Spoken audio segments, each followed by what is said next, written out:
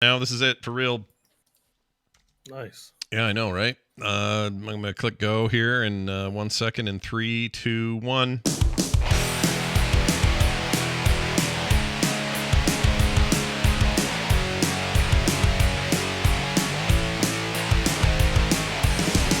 Hello and welcome to Core. This is Core for Friday, October 14th, 2022. I'm Scott Johnson with Bo Schwartz and John Jagger, and we're here to talk about video games. All kinds, you know? The kind you play on a screen, the kind you play in a little portable thing, the kind you put on your head.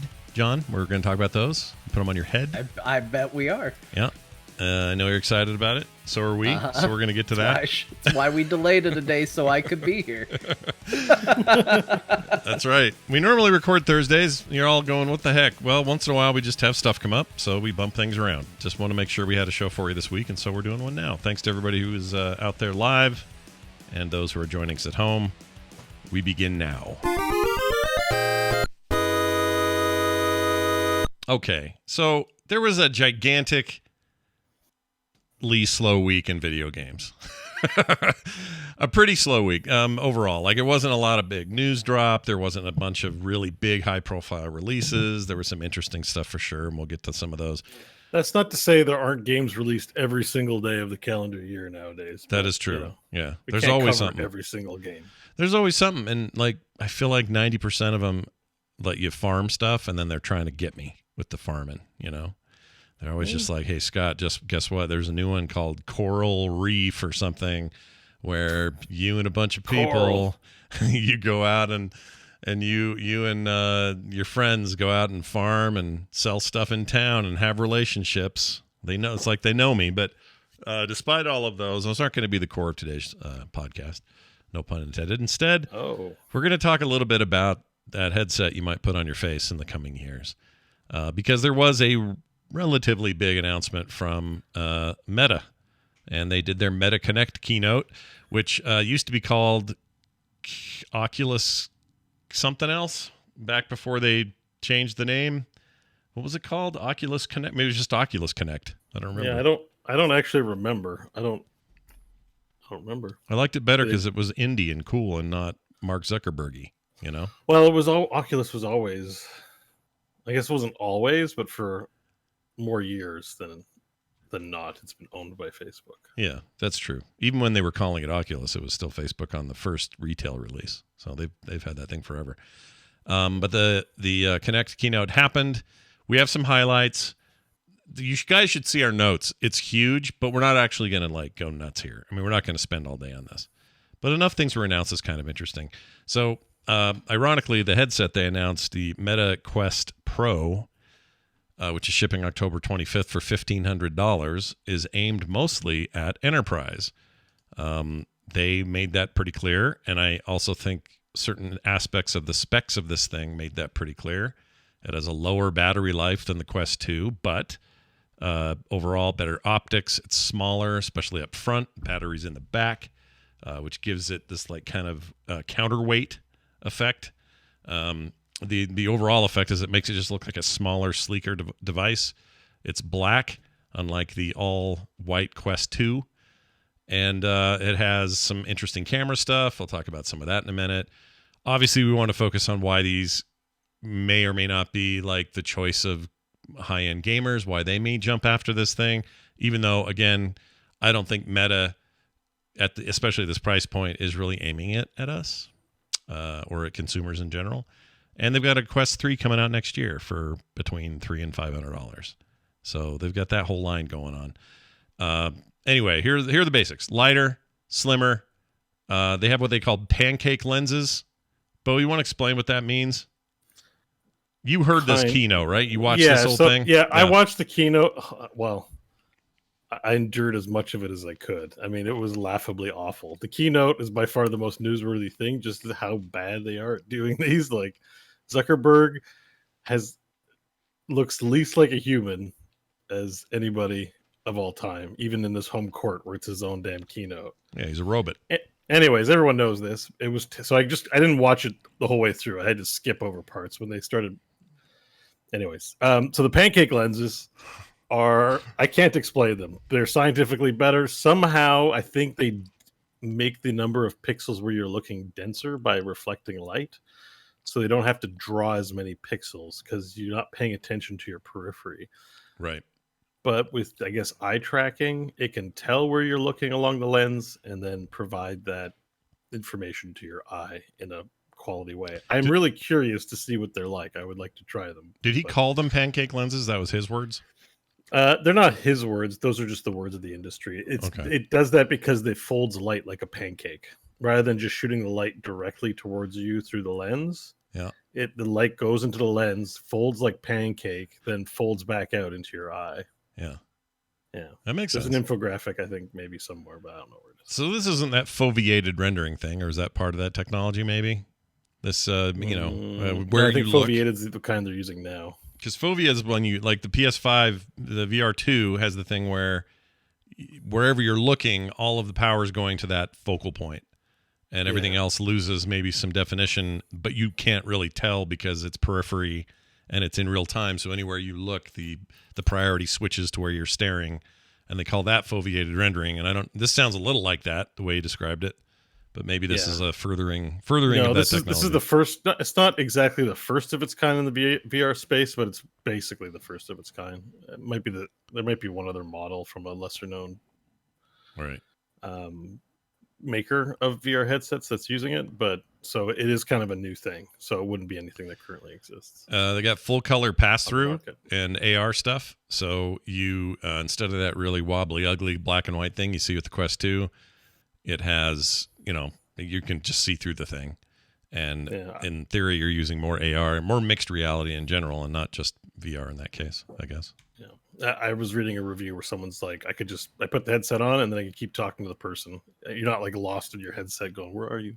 Right. Like you put the headset on and you just like continues conversating with the person in the room. Yeah. The people that were there, they showed a couple of demos. The guy put it on and immediately he had 2 ultra wide computer screens, one playing some video game, the other with a bunch of spreadsheets and work on it.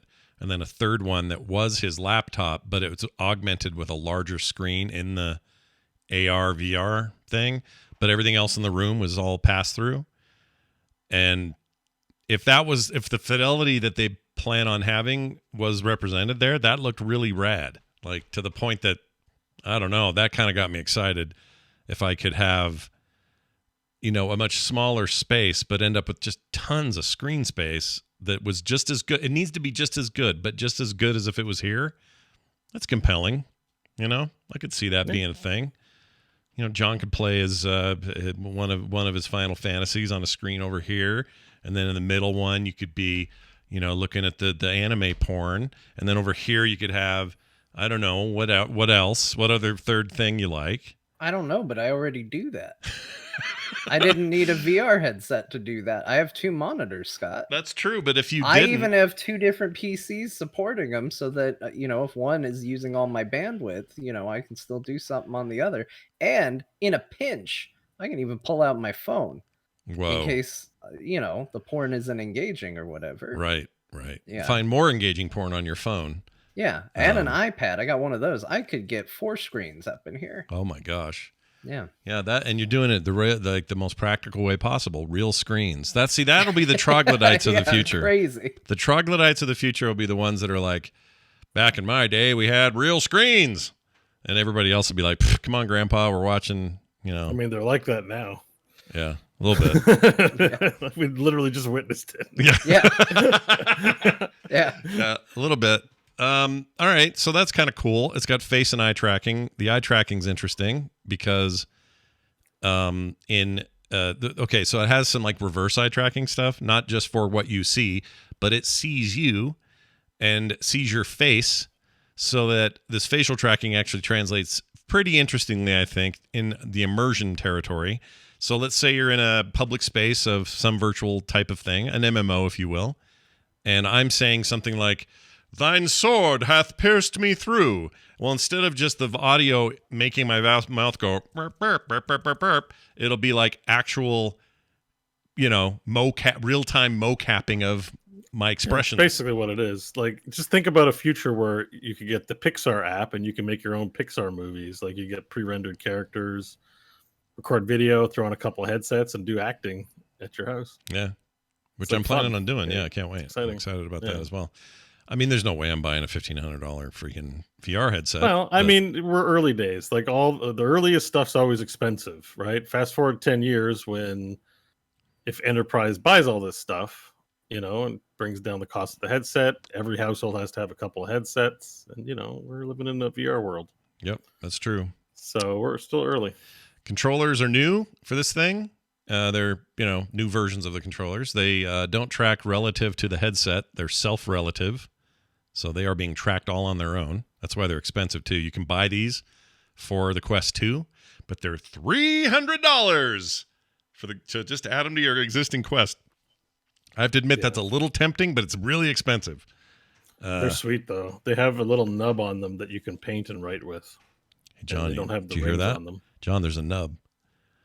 Did you hear that? I There's like nubs. Yeah? But yeah. You that's can rub your okay. nub? Okay. I can also do that without a VR headset. Here's one thing where it's worse, where you might just want to have the Quest, is that the frame rate is capped at 90 on the Pro, whereas the frame rate can actually be boosted to 120 On the Quest 2. like refresh on the screens. Yeah, so that's what indicated to me that this was for enterprise. Like enterprise, they're not going to care if it's, they're just going to care that it works magically. But like a gamer's going to be like, am I getting all 120 frames? Like it's important, so I feel like this, and with the announcement of the Quest 3 coming later on, I feel like you said, this is for enterprise for sure. So Yeah. I just look at this as like, okay, so we're getting cool investment. I hope a lot of companies will buy and like have work in virtual spaces. Like there's all kinds of things.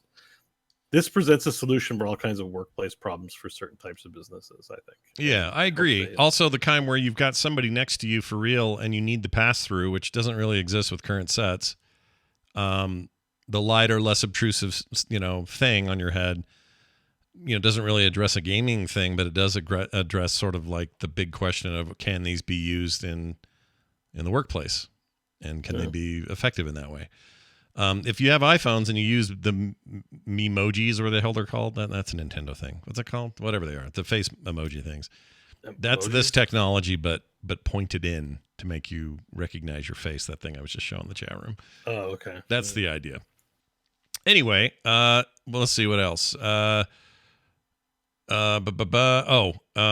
Here's some interesting stats. 1 in 3 apps on the Oculus Store earns revenue in the millions. It's okay by most measurements. Probably not enough for them. They want more.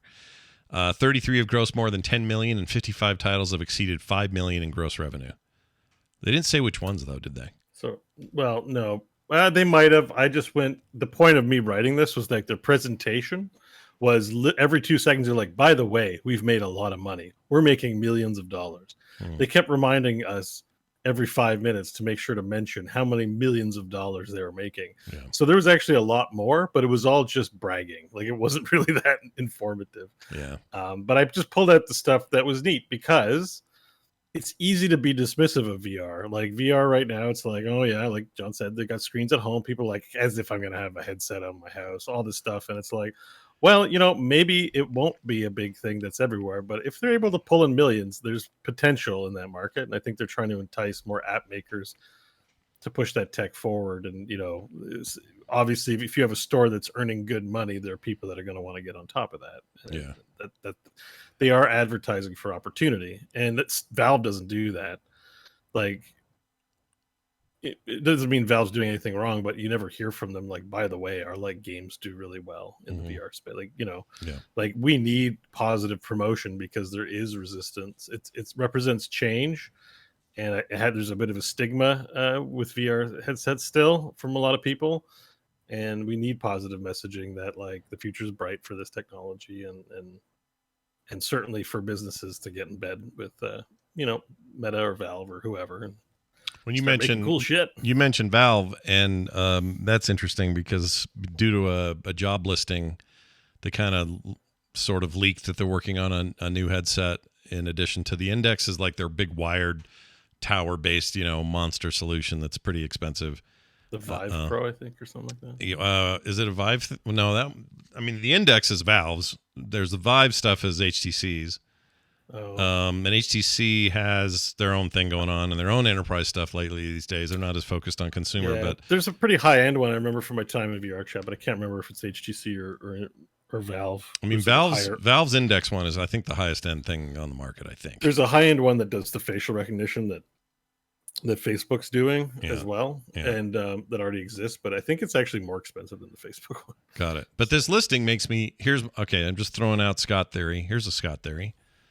Valve's having a moment here with the Steam Deck, very successful, exceeded expectations, selling like crazy, a profitable venture. That's good for them. And the Index did well for who it was aimed at, high-end VR players on Steam. I think Valve's working on a standalone, inside-out tracking competitor, reasonably priced competitor to the Quest 3, Quest 2. I think they're working on one. Yeah, why not? They probably could even use the same OS. It's because both are just small screens, right? Like at the end of the day, your VR screen is a pretty small cell phone screen. Yeah, they're just using high pixel like resolution, but like they could leverage the technology that they use the Steam Deck for. It's a VR headset's basically Steam Deck strapped to your face, you know, with motion controls. Like it's the same thing. So yes, they're both using well, I guess the Quest uses some sort of fork from Android, but the Steam uses their, I forgot the name. Well, Steam OS. I mean, that thing's just ready to be used and forked in any way they want.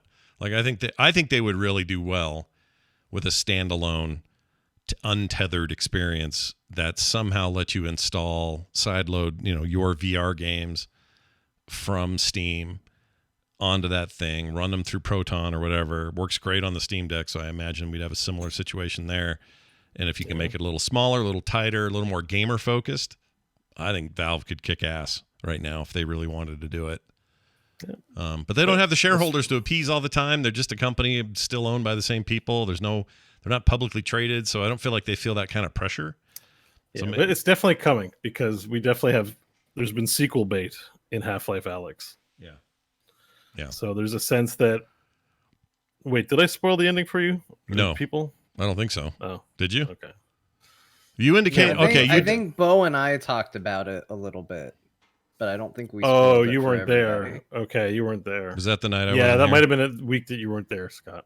I was on a boat. But basically, if you played it through the end of Half-Life Alyx, you will definitely get the impression there's more Half-Life coming, including more Half-Life Alyx, like a Half-Life Alyx 2. But possibly more Half-Life. It's Valve. They may not feel compelled to do squat shit, but they certainly left it that way. So I am expecting another VR entry, and hopefully a new headset along with it. I'm thinking. Do you think we ever get a proper? No, I don't mean proper. I'm not trying to say it's a pejorative to not ever do this, but like a regular old here's a new FPS in the Half-Life world. That you think really based on that? Yeah. Oh, jeez. Yeah. I have to spoil it for you. Do you want to be? Are you going to play Half-Life Alyx through to completion? I mean, I have it. I need to. 5 years. Someone gifted it. Yeah, but you have a lot of games, right? Like, we all intend to complete games. The statute of limitations on Half-Life Alyx is beyond. But it's not everybody has a John's. That's a good VR point. headset. That's a good point. It's not. Well, yeah. For listeners, you can skip ahead. I'm just concerned about Scott. No. I'm fine to be spoiled. Listeners. I don't care. I don't care about spoilers. Well, listeners, spoilers. All right. Yeah. Skip ahead 5 minutes. Yeah. At the end of Half-Life Alyx, the G-Man grants you a wish, I guess, for your service. Essentially, it's kind of wrong, but whatever. Ooh, is he like a genie? Comes out of a not really. What the G stands for. It's a weird thing, and that thing that you wish for, or wish, I guess it's wish for. The intervening thing is that you save your dad. Yeah. So at the end of Half-Life Episode 2, Half-Life 2 Episode 2, you end up saving your dad.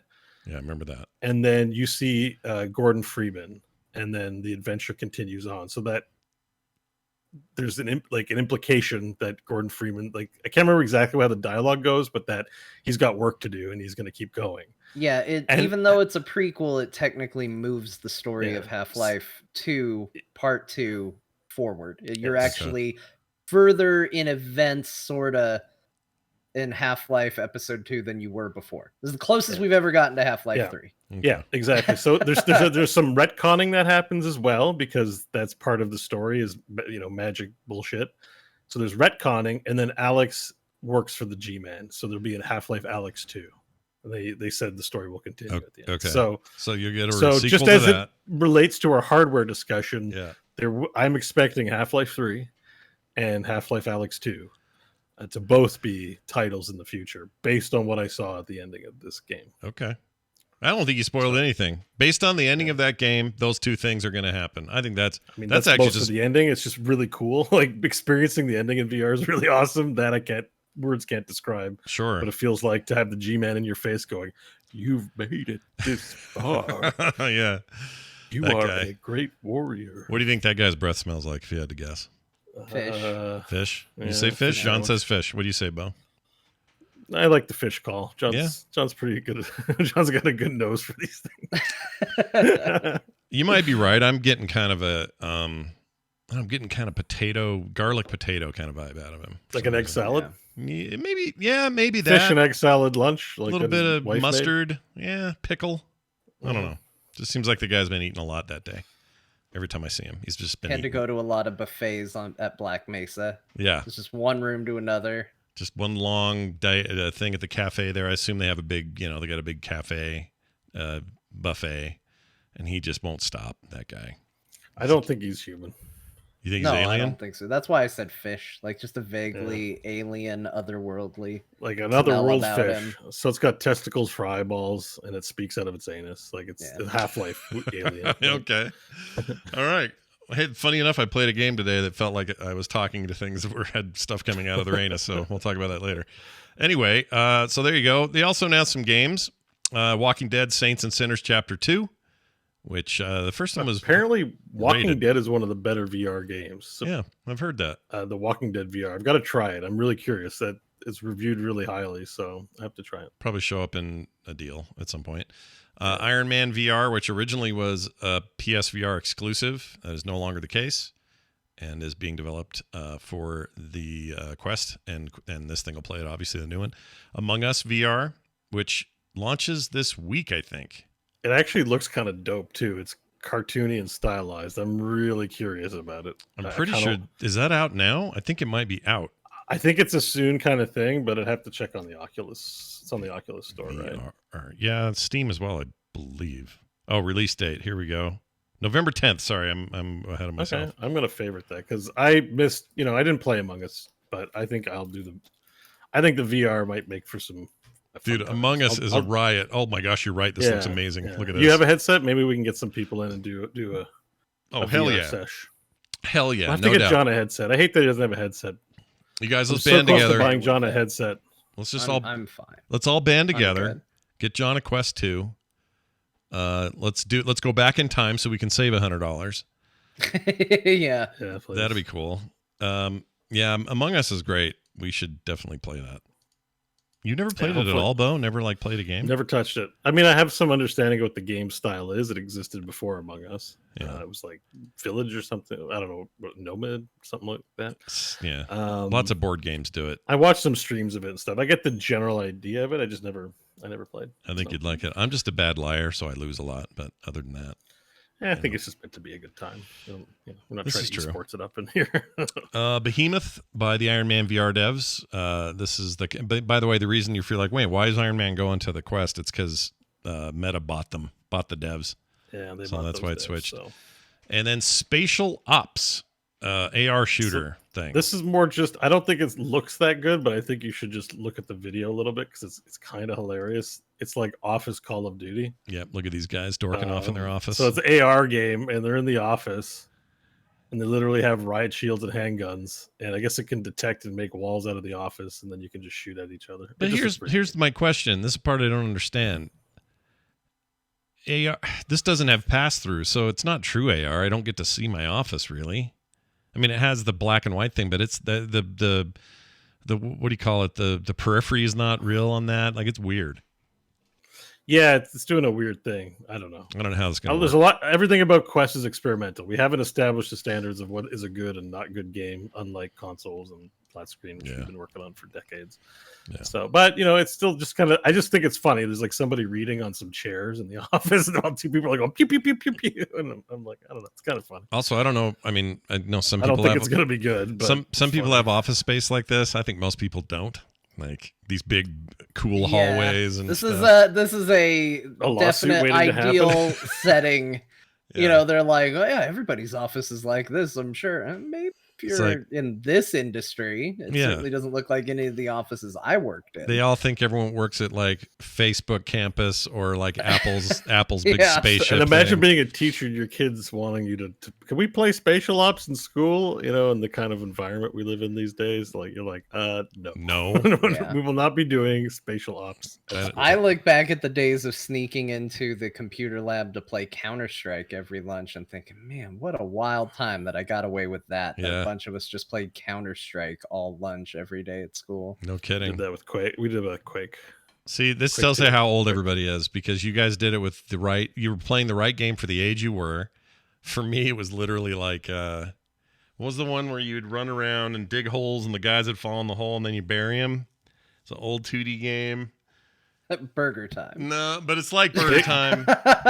Dig Dug? No, it's the chat will know this. What is the name? Load Runner. Qbert. It was Load Load Runner. Runner was classic. Load Runner is a classic. No, it's a great game, but that's what I was playing in the computer lab. Scott's saying it So- wasn't a classic when he was doing it. Yeah, it was new when I was doing it. I mean, I was in high school, late Right, 80s, right, so right, it's like right. just different. But those Quake days though, my wife was pregnant with my daughter, and we refused to stop playing Quake at night. She'd be at the office with us, just hanging out, and we'd play Quake until I don't know, 3 a.m. And my poor wife just sprawled on a couch, pregnant as hell. And she didn't mind being there, but she couldn't look at anyone's screen because the movement in Quake would make her feel like she was going to hurl. So those are good times, great times. Yeah. The best thing that ever happened. Okay, quick Quake story. We're in the office, this is forever ago, 96, whatever. We're playing, I think, even just the demo that they released before the game was done. And we got it off Usenet or something. And we've had somebody was already making mods, and we made mods so you could have red team versus blue team. You got to remember, this is a time where none of that existed. These weren't game types yet. So, everybody at the office all scattered throughout this building were all either on the blue team or the red team. And this guy named Marshall, same guy that ate the Twinkies with the mayonnaise in it. That's the other story I always tell about that guy. Yeah. Marshall, for some reason, Marshall always got so much shit. But we'd play red v blue, and during the game, we would sneakily, when he wasn't in the room, this guy who set all this up knew the command codes to change teams on whoever he wanted. So he would slowly, as the game would go on, it would be 10v10. But as the game would go on, he'd start making this guy blue, this guy blue, this guy blue. And before we got done, everyone's blue except for Marshall. And he is getting wrecked. Every corner he turned around, bam, dead, bam, dead, bam, dead. And he couldn't figure it out. He was so mad. You could hear him in there screaming at his keyboard, pounding stuff. And then we finally told him what happened, and he would not play with us ever, ever again. Poor Marshall. Same guy that spent all of his money in Vegas when we went there for a tech convention, Comdex. He spent all of his money on lap dances and had to call his mother. He had to call his mom to have her wire him money while he was in Vegas. There are just some people that are programmed like that. It's like Bo says this about himself, so I don't feel like I'm outing him super hard. There's some people that just it's in their DNA. They're going to be late. Yeah. They're not going to show up on time Right. or early. It's in their DNA. I think in the same way that there are people like that, there's some people that are just incident prone. They just live their life in a way where the decisions they make are going to consistently put them in those positions over and over and over. That was It's Marshall. funny because you're not calling me out at all. There's an ongoing sort of bet going on right now with me and voting in the local municipal elections. Oh, yeah. So my friends really, into politics. They're like, you need to vote. It's your constitutional right or whatever. And so I've missed early voting 1 and early voting 2 because it's tonight. I'm like, I'm doing core. And they're like, strike 2. And so now they're taking bets. There's one more chance for me to vote. And they're taking bets that I won't sleep in or otherwise have some excuse because I always forget to vote. When is I vote? always forget When's to the vote. big day? When's your last chance? I think they said October 24th. Okay, so you got a couple For the- days. He's not sure of the date. You can put me down for the Bo's not going to vote. Yeah, well, you won't win a lot because the odds are definitely in your favor, Sure. apparently. Sure. Yeah. Is it far? Like, how far would you have to go to? How does it work? I think with it's Canada? like a 2-minute walk. There's a church just down the road from me or something. I'm love really it. bad at voting, you guys. I love it. It's people died for the right to vote, and I'm like, I'm sleeping until 3 today, or whatever. I'm, I have court today. I got to talk about video games. Yeah, we got to talk about games. Are you kidding me? You can't go vote and change the course of history. You have to stay here and talk to us. Yeah. I'll bet you make it. I'm actually voting that Bo goes. I think he goes. Oh, okay. There's someone in chat that knows. It is October 24th. You must be in Ottawa.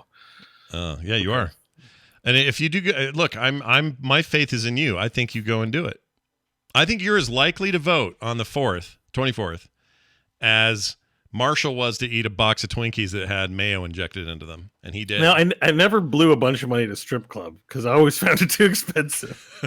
You're like I've me. only been a couple of times, but like I give $20 and it's done in 3 minutes, and I'm like, that's it for $20. Like I can get a whole East Side Mario's dinner for $20. Lasts me an hour. No kidding. That's Only what gonna I. dance I've never been to a strip club. And then I realized what like a cheap bastard that made me say after the morality of it all kicked in. I was like, well, $20. Like, anyways. Well, John, same. You and I. I've never been to one. I've been to Vegas a million times. Never been to a strip club. Just never caught a stray titty or anything like that. No, like no. I mean, well, no, it's just like walking down the street. Oh God, out of nowhere. Oh, like straight. Yeah, well, you know what I mean. Like sometimes you don't want to go, but someone drags you in there, so you see a dance or two or something. Like you're like, I want to leave. You never just. I had people want me to go all the time, but I would always go, I'm good. I'm going to go to the arcade or something. I always had other things to do. You guys are great role models. I grew up with different kinds of role models.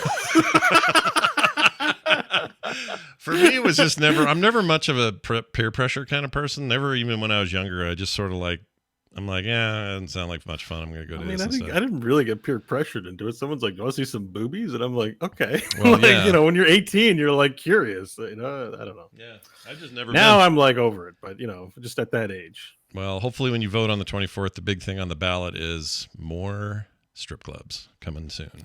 Really dumb. Replace my voting church with a strip club. Yeah, wouldn't affect me. Actually, that's not a good idea. My sister lived in a place in Toronto, and near her was the back of a strip club, so they go out there and smoke. Yeah. And she said all they do is they go out there and fight, and like you could just they talk so loud you could hear all their personal problems and STD talk, like no one's all happy throughout there. the neighborhood. You know, it's just like shut up. No, I'll get heat for this, but I've always said it. There's no one's happy at a strip club. I'm sorry, there's just except the patrons. The patrons maybe are because they're out drunk and having fun with their friends, but none of the women there are having a good time. The people they work for aren't nice people. I'm telling you, it's just the way it is. No. It's just how it is. And someone's going to go, don't you dare besmirch the dancing. No, I'm telling you. You can still be pro sex work or sex positive with also still acknowledging the terrible working conditions that sex workers have to go through. Well, not only that, I guess what I'm actually arguing is if we were less weird about, if we were more sex worker positive and quit worrying about it so much and quit demonizing it so much, then those places could be places of less ill repute, less complaints, less issues, less smirminess, less, skeeviness, whatever. I don't know what smirminess even is. I made that up. Yeah. There'd be less of that though, and it would be less of that because people wouldn't be so freaking hung up on it.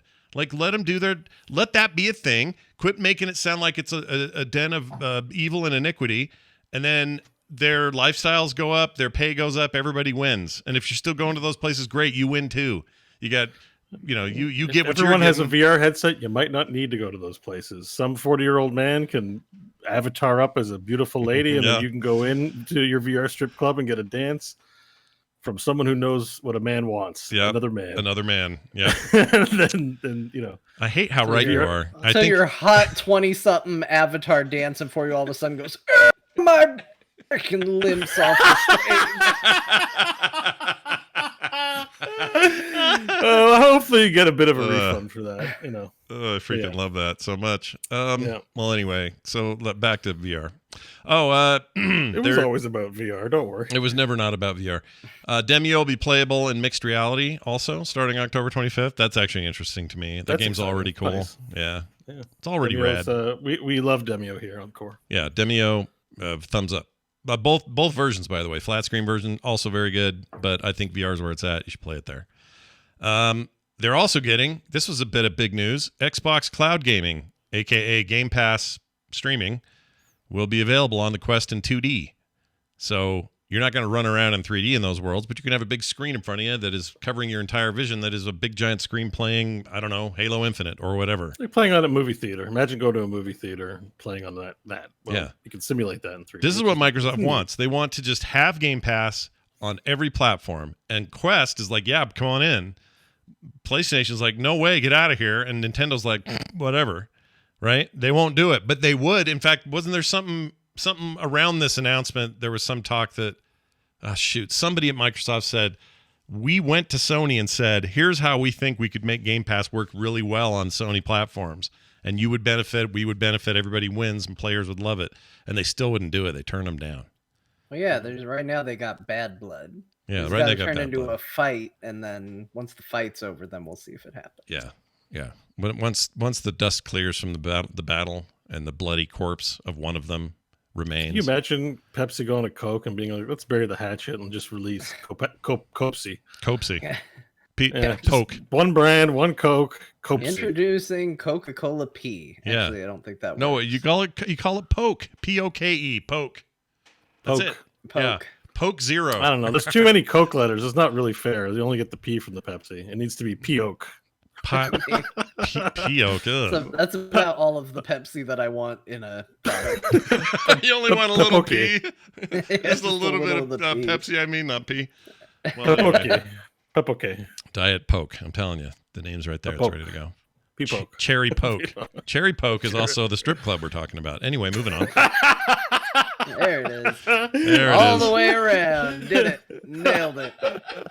Well done, dude. That's terrible. All right, moving on. So yeah, that's just real quick to make a mention of this. I don't think this will be my preferred way to play Xbox Game Pass xCloud games, but I totally want to see it in action and then try it once. Yeah, I'll probably never do it again because I just don't think it's very practical. But I definitely want to try it. I think like how I feel about 99% of what I hear about VR is like, sure, I'll try that one time. Yeah, that's why we got to get you a headset, so that part of it is off the table.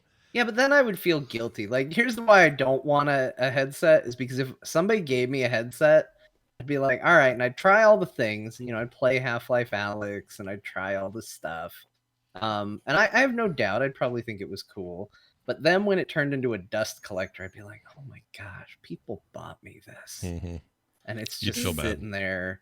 You wouldn't have to feel dust guilty. And cobwebs. I don't use mine diligently every day. I go through phases. Sometimes I'm playing, if I play a flat screen game, then I'm not playing it. But I guess I forgot to tell you guys. Hold on a second. Let me turn my camera. I think you can see it.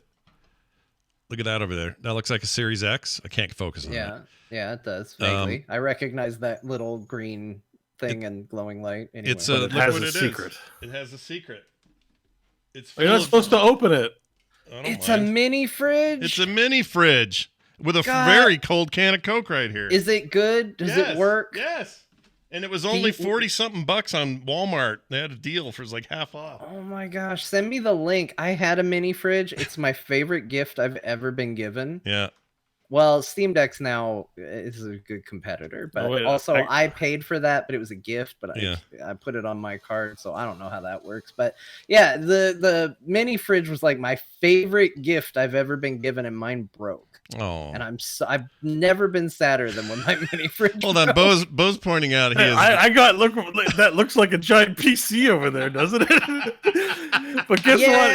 Guess what? It actually holds stuff. I love it. There we go.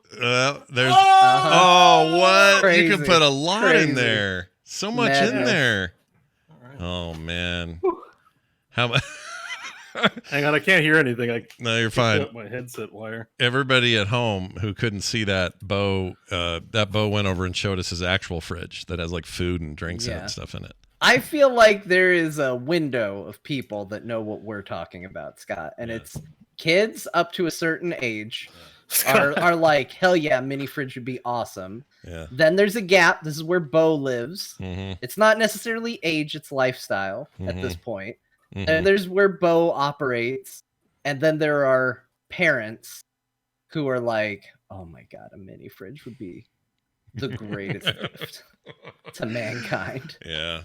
As soon as you know the joys of understanding that if someone, as soon as you're in a situation where beings in the house, if they hear you in the kitchen, come out and start demanding things of you, then you gain the knowledge that is the benefit of not having to go to the kitchen for something. Yeah, you're not wrong. Like, you're not wrong. Because let me tell you, the second you go into the kitchen and you hit that point in your life where you go out in the kitchen and you close a pantry door too loud and someone pops out and like, what are you making?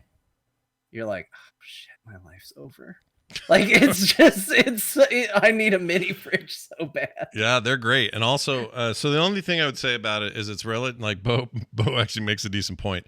This thing's really small, and most normal mini fridges have room for a lot more. This has room for about 8 cans, 6 to 8 cans or something. It's not that much bigger than an actual Series X. It's a little bigger than one, but not much. I wish it was like, I don't know. If it was about double that, I'd be really happy. As it stands for $40, it was on sale. I got it for half off or something. So it's like, I'm getting this. It's just too dumb not to. It could break tomorrow, and I'd still be glad I got it because it's dumb. Yeah. It's so dumb. Yeah. And I love how dumb it is. Anyway. Yeah, it wasn't meant to make you feel bad about yours. I was just showing off the fact that I have a fridge near my desk too. That's you do, yeah. You got a stove, a real big one. You can actually put food in there. Yeah, you got a stove. You got all kind of pantry and things. You're all good, man. You got everything you need. Right Literally, the kitchen's right here. Yeah, you have just a kitchen. You can go cook whatever you want without any fear of waking anybody up or like. It's crazy. Yeah, it's wild. It's awesome. They also made a deal with Microsoft for like it's formalized to do things like Office Suite services. They're going to do MS Teams integration. They're kind of going all in on this. I actually think this was important for their enterprise pitch to say, hey, all that stuff you're already working with Microsoft services and all that, guess what? They also work on this, in our suite of tools. So that's a thing. Anyway, it's interesting. I think it's, I don't know. I mean, again, from a gaming perspective, this was not a device aimed at gamers, but I know at least a half a dozen people who are really into VR, probably Bo included, that are tempted. Just because, it's next step type stuff. It's tempting, but 1,500 is $2K Canadian. Yeah, right? It's a lot. That's a lot of cheddar. Yeah, it's a lot. And they didn't show anything that was like mind-blowingly. It's like a first gen of something. Like Quest is Quest 2, so there's already been a Quest. That product's been improved. Knowing there's going to be a third one. Why am I buying the first gen of an enterprise level headset? I don't recommend anyone buy this, honestly. Yeah, I recommend businesses buy it. If you have an office and you want to get cool avatar support in MS Teams and have sweet office stuff, and your tech company that can use it, put in an order for 10,000 headsets. I'm sure they'll give you a discount. Like that's the other thing. The price point 1,500 makes me feel like if you buy in bulk, they'll knock the price down. Yeah, of some of these headsets. So. No, they absolutely will. That is. So, Tom Merritt, I forgot the name of the company, but there's a company that does almost entire telepresence type work stuff, and they had 70,000 employees worldwide, and they're a client here. Just think about that for a second. If every one of those employees gets this $1,500 headset, like that's all the business Meta needs to do with it. Like, oh my gosh! If I worked for a company and they said, "Hey, great news. All of our meetings are now going to be held in VR." Yeah. I would burn that office to the ground. You say that, but all of my meetings are now on Teams, and that was unthinkable 5 years ago. No, I'm not saying like that's bad enough. I'm saying this is an extra layer bad. I'm saying I'd do it. No, I don't want to sit on. First of all, I don't want to do Teams. I don't want to get on Zoom meetings for work-related events. I definitely don't want to put a VR headset and log into virtual. I have to do it like several times a week, so I'm used to it. Yeah, but that's my point. It's nice not to have to go to a physical place, like take a cab to another building and meet with people. We can just get on Teams and have the conversation. Yeah. If you're in a position where you don't have to do that yet, and it sounds awful, I get that. But then if they did it, and you liked your job and wanted to stay there, you'd probably get in. Like, I would be stoked for this, but I don't have that kind of thing going on, obviously. Like the toughest thing about meetings, I think, is like you're on Zoom and not everyone needs to have their camera on. Okay, it's like bandwidth issue.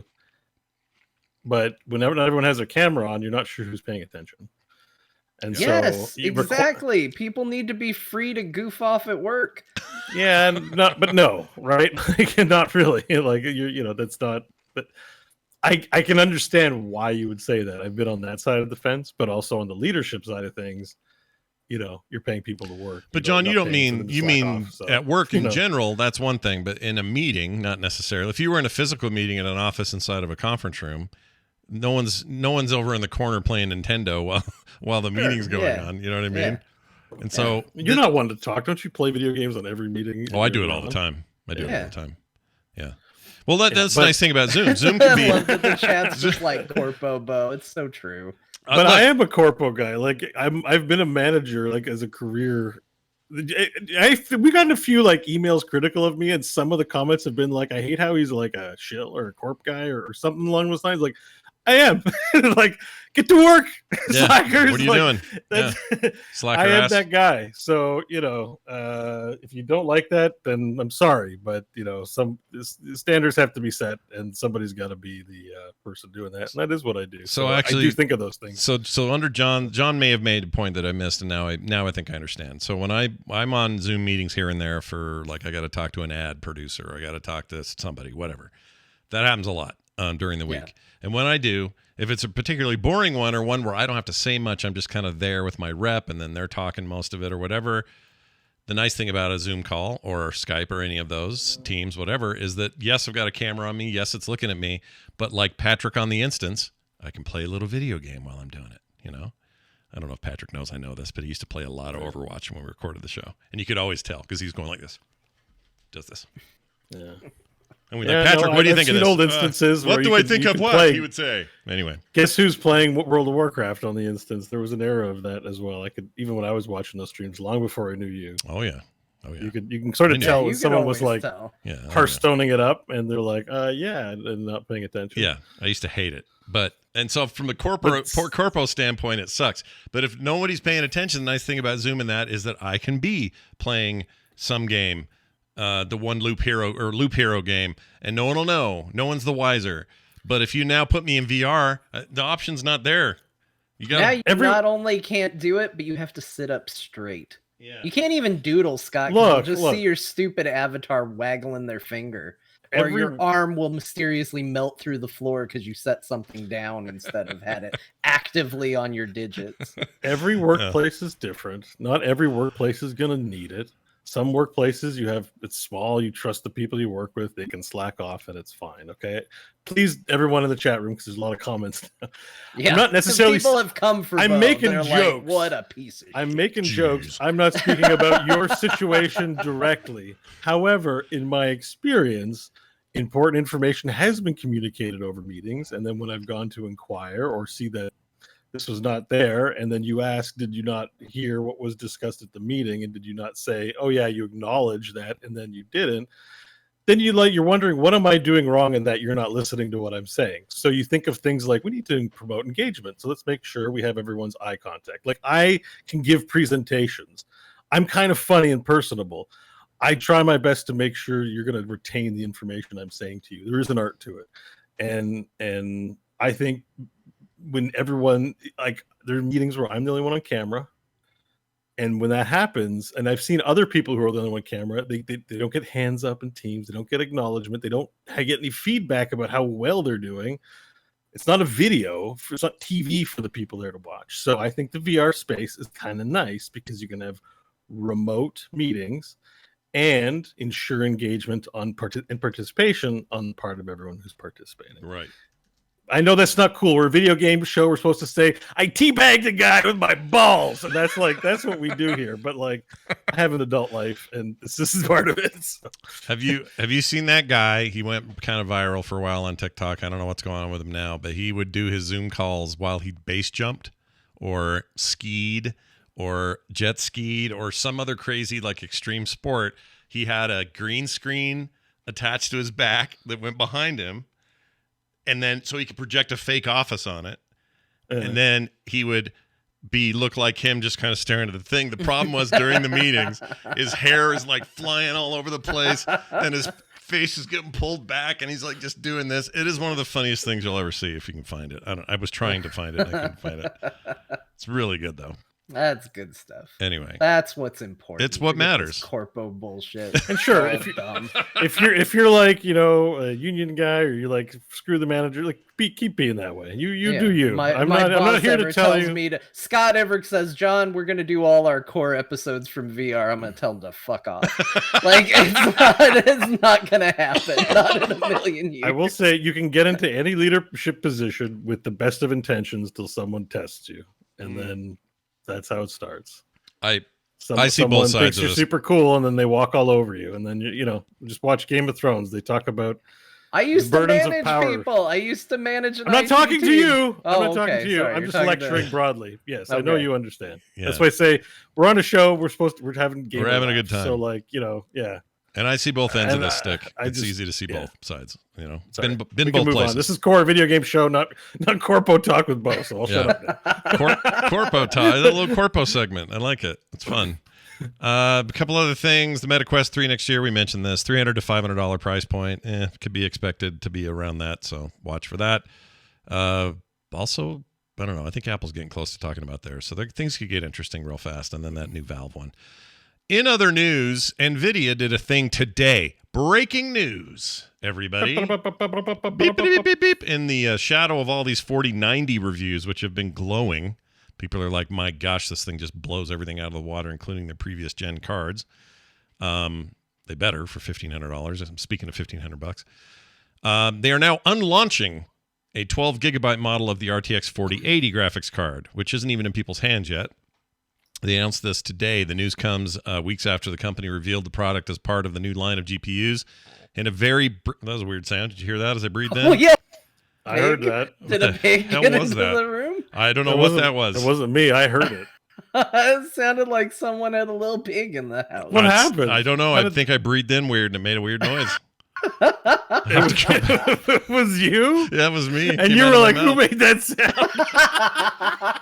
I don't mean who. I knew it was me, but I'm like, what the frick is that? Oh, okay. I thought you were asking us. Clip it and put it on the internet. We need to relive that sound somebody make a clip. over again. We need a clip, chat room. Just go clip it and send it to the chat, please. Can you guys find that? Honestly, that was weird. Anyway, so here's what they did. They technically announced two of these.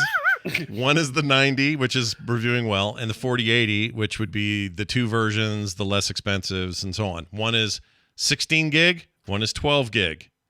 All right? So based on that, you might have gone, oh, well, one's just got more memory. That's the only 4080 difference. 16, 4080 12. Yeah, easy peasy. No other reason to even worry about it or talk about it, right? No. And they've copped to this. Basically, this is what happened. That was not the case. The GPUs were to feature considerably different specifications. For example, 16 gig model has 9,728 CUDA cores, an increase of more than... Who doesn't have that many CUDA cores these days? It's a lot of cores. CUDA cores. 26% over the 12 gig. So that's a whole quarter or 26% more CUDA cores.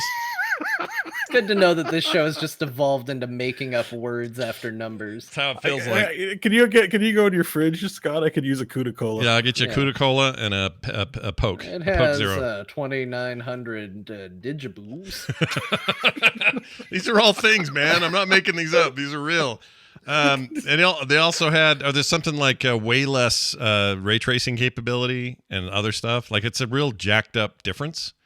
And people were really annoyed and called them on that. And they said, you know what? We didn't do this right. We're pulling it and we're going to reevaluate what we want to call it and what we're going to do and what it'll have. And we'll let you know. The other 4080 still happening as planned. The 4090 happening as planned. That the 12 gigabyte less expensive model is going to change. I think this is the right call. It was certainly one of the things that a lot of people got hung up on when they announced them. Yeah. And it was not good. You know, we got into it, whether I was right or wrong. Most people disagreed with me. The naming conventions of things. Yeah. It was not good naming conventions for a GPU, especially reflecting this wide difference between something with almost the exact same name. So I think that's smart. Yeah, and for that price point, you may as well just get a 3080. The 80, 90, and 70, 60, 50 of that full thing doesn't reflect anything technical as far as I understand it. It's just PowerPoints. Right. Right? Right. Yeah. So why not release 79, 4080 79 and 4780 or whatever? 79. You have like in the fourth one number. There are 9,999 possible numbers in the 4,000 series. I guess there's 10,000 total, but Yeah. No, that is so wrong. There's 1,000 available numbers. Yeah, where did you? Wow, series. Hold on. Yeah. I said 10,000. I had no idea why. It's more digits than they. You're working on a whole other level of math. We don't He's even. Thinking understand. about CUDA cores. Yeah, it's all CUDA cores at this point. Excuse me. I'm gonna play this thing with that sound I made. Somebody clipped it, so thanks for that. Whoever did that. Who was that? Terminus did this in the chat. Here's what I sounded like. Revealed the product as part of the new line of GPUs. In a very what the frick? Enhance. Enhance. It's like something burped or something. Can you get the waveform and just isolate I'm telling it? you, it sounds like you've got, despite the new grandbabies, you've got empty nest syndrome and you got a pig. And it just lives with you now in the background. Let's see if I can turn it up. Isolate and enhance. Oh, well, let me turn it up. I will do that. Somebody, thank you for that. Send it to me. I can do it. Yeah, here's the link's in the chat if you want to mess with it. I don't know what the frick, man. That was weird. Anyway, whatever. You make weird noises the older you get. Let's move on to this. Revamped Steam app happened. There's not much to say here except it looks better. It's faster. It's more responsive. It's got a little menu at the bottom, so you want to do your Steam Guard thing. You can do it. Just click it. You don't have to go hunt for it in a menu. Jump straight. Oh, you can remotely install games. That's cool. You could do that on the old one. But no, you really? Yeah. Oh, I was told you could do a lot on the old one, but the app was just shitty. This is just they're polishing the turd, is what they're doing. I don't remember being able to remotely install anything. I'm pretty sure you could. I'm certain that I had at least tried to do that before. All right. Whether it worked or not, I don't know. Right. Okay. Well, that makes sense that it did or didn't. Well, the important thing is, hey, they updated it, I guess. People have been begging for an update for a while. Sean, you may. I mean, they have been, right? People were like, their app is old. They haven't updated it in 10 years. What's the deal? I had my iPhone 7 when they made this app, and now, they finally did something. So it's something. Yeah. I logged in, Yeah.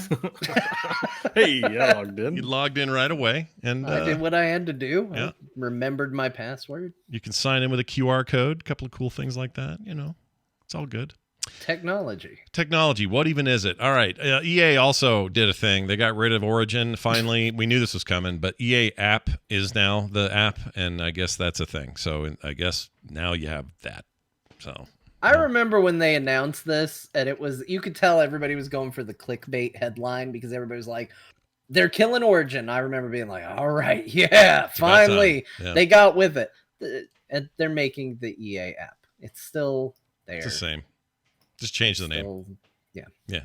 They just never, what did they do? When they bought Origin, the developer they made all of the Ultima games, right? I think. Wasn't that Origin? Back in the day, that was the company that made, I think. Anyway, when they bought all that, they didn't do anything except take the name and turn it into the app name using Origin. And then now it's just shit, and they don't even want it. Yes, it was Ultima. Ultima, right? Yeah. So yeah, and Wing Commander. Right. Yeah, and those guys have all moved on to do other things anyway because EA. Yeah, they didn't stay on to make EA's shitty launcher. No. Can you imagine Lord British? What do you think of this UI element? Like, what a dumb idea. I think it should contain a tribute to me. Does he even have an English accent? No, he's like me and you. He's like me and you. He calls himself Lord British. I get it. There's a legacy there. He went to space, or upper atmosphere stuff. And then now, I don't know what he does now. What's he up to? Has anyone checked in on... he lays on money like Huel in Breaking Bad. He just sits down on a bed of money. What if he's broke and destitute? He's not. He's fine. I think he's fine. Richard Garriott, that's his name. Let's see. Richard Garriott. For a while, they're a pretty controversial guy in gaming. Let's see here. Born in 61. let's see. Ultimate Ascension was the last game that he did. Let's see. He's the son of NASA astronaut Owen Garriott. That may explain why he's so into that. Oh, he was born in Cambridge, England, but he came here as a little kid. So he's Lord British because he was born there. And also his characters in his games and stuff. Anyway, I'm sure he's fine. I don't know. It says he's making plenty of money. He's good. Let's see. Accomplishments and interests. Money. Scott, I have perhaps the best factoid. Listen to this. What's that? What do you got? Garriott covertly smuggled a portion of the ashes of Star Trek actor James Doohan on a laminated card, which he placed under the floor cladding of the ISS Columbus module. This action was kept secret until Christmas Day 2020, when Doohan's son made the fact public on his Twitter account. Oh my gosh. I knew that the Doohan stuff went up there, but I didn't know about this. Yeah, Lord British had his hands on it. He smuggled it. Weird. He snuck ashes. Oh man, and you can't extradite him because he's Lord British. You can't get him in trouble. Yeah, he's the Lord. You guys remember his last big game? Does England recognize him? I don't think so. I think maybe he's got dual citizenship because he's born there. So probably, actually. Yeah, like wouldn't they be really mad about that? Like, I don't know. I'm Lord Canada. That's just who I am now. What are you gonna do? I would love to call you that. Can I call you that? You all right with it? As a title? Yeah, I mean, I prefer Gorath. All right, you know, Gorath it's fine. If you want to call me that, then do it. Gaforath. That's what I'm sticking with. Gaforath. Do you remember 2007? He made that Tabula Rasa game, and it was bad. That was a bad video game. It's terrible. Yeah, I remember being excited for it, but never played it. Yeah, because I was playing I was a big Ultima 6 fanboy for a long time. It was the only game I had for a long stretch, and I just played tons of that. Well, oh my gosh, I think I did play this game. It had a full color map in it and cloth. Yeah. It was so cool. As a kid, I was like, this is such a magical. I mean, it was sci-fi though, right? Or sci-fi fantasy kind of combo deal? Yeah, it was kind of a weird mix. Yeah. It had, I never played the actual Tabula Rasa. It had a Fifth Element lady on the front cover. Oh yeah, here it is. You can see a picture of this. Let me put it up here. They used her image for it. Lilu Multipass. What's her name? Can't think of her name. Yeah. Anyway. Lilu Multipass? Yeah, Lilu Multipass. What's her real name? Mila Jovovich. Mila Jovovich. Thank you. What'd you say first? Mila Jovovich. I think he said Mia Jovovich. Dude, I'll tell you what was fun about playing. We're going to talk about it later, but when I was playing Overwatch 2 with Bo last night, we were naming all this shit. It reminded me of those old days so much. We haven't done that in a long time.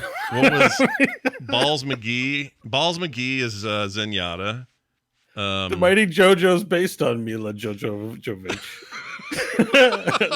That's why the enemy. What was the other one that you named that made me laugh so hard? McCree, they changed his name to McCassidy McDonald. That's what we were calling it. It was McCassidy McDonald with two McMicks in front of it. And then, we can never remember Night Widow's actual name. Yeah, so he called her Night Widow the whole time, and Widow Knight.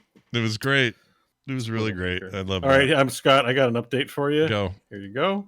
Give it. I put an audio file in the. Is it in Discord? Oh, yeah. Yeah. Here we go. Okay, I'm going to play it. Ooh, jeez. Let me hear that again. Oh, my gosh. What is wrong with me? So I normalized and increased the volume quite a bit, but yeah.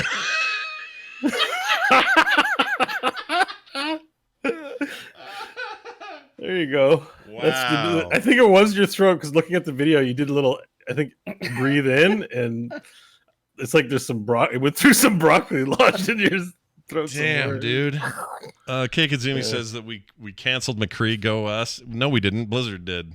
They had that. Yeah, they kind of did that of their own volition. There was no outcry about McCree. Well, I guess there was a little bit. There was a little bit. It wasn't about like change his name. I think they did it pretty quick though. I think that change happened pretty fast. It was, and that was all Blizzard. They were getting rid of all references to that guy. Yeah. They didn't want. He was one of them. He was definitely that guy. That's the thing about cancel culture. Whenever someone says we did it, no, companies do stuff. They do stuff.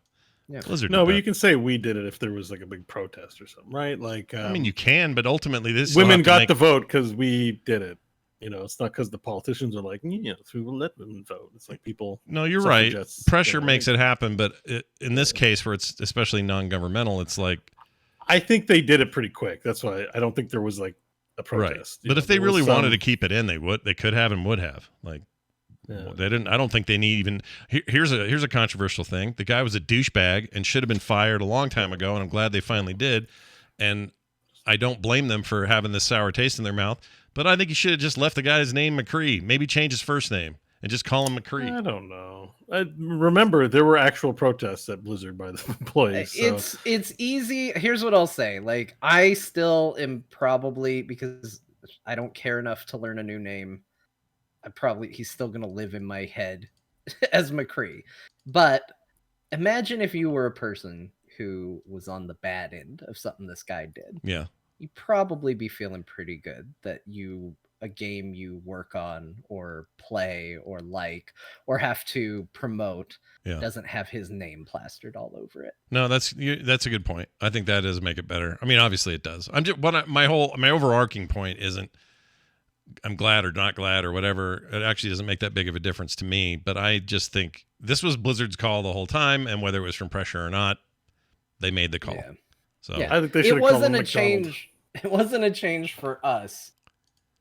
They should have called him It was a McDonald, change though. for McDonald. people that McCree It McDonald. looks like a McDonald's. I like McCowboy. It sounds like a McDonald's food item.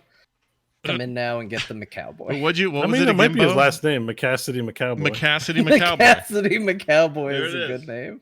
There it is. I like it a lot. I just think Cassidy's too plain. You got to put the McCassidy on there. Wait a minute. I'm sorry. If Bill Cosby was in Smash, would people play the character?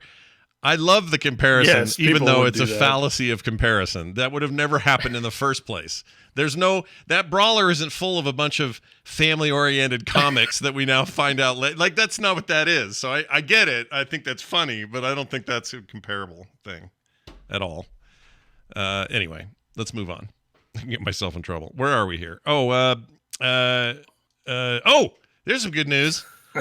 There's an old Simpsons episode that I loved that showed a fake arcade game that was a Waterworld arcade game. And I love that scene in that episode. And I remember always thinking, man, that'd be cool if that was a real game, because I'm a giant Waterworld fan, even though I know that movie's not great. I love it. I watch it once a year at least. Does it cost 40 quarters? No, it doesn't cost 40 quarters, but that's part of the joke. It's part of the joke. Anyway, they're making this. This is a thing you can download for free and play on your PC.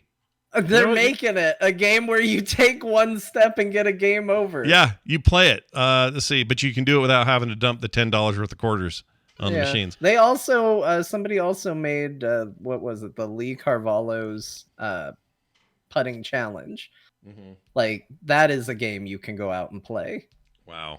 Really? You know what's funny about this is that it's just. Hold on, I'll get you a link, Scott. What's funny about the Simpsons clip actually is this really,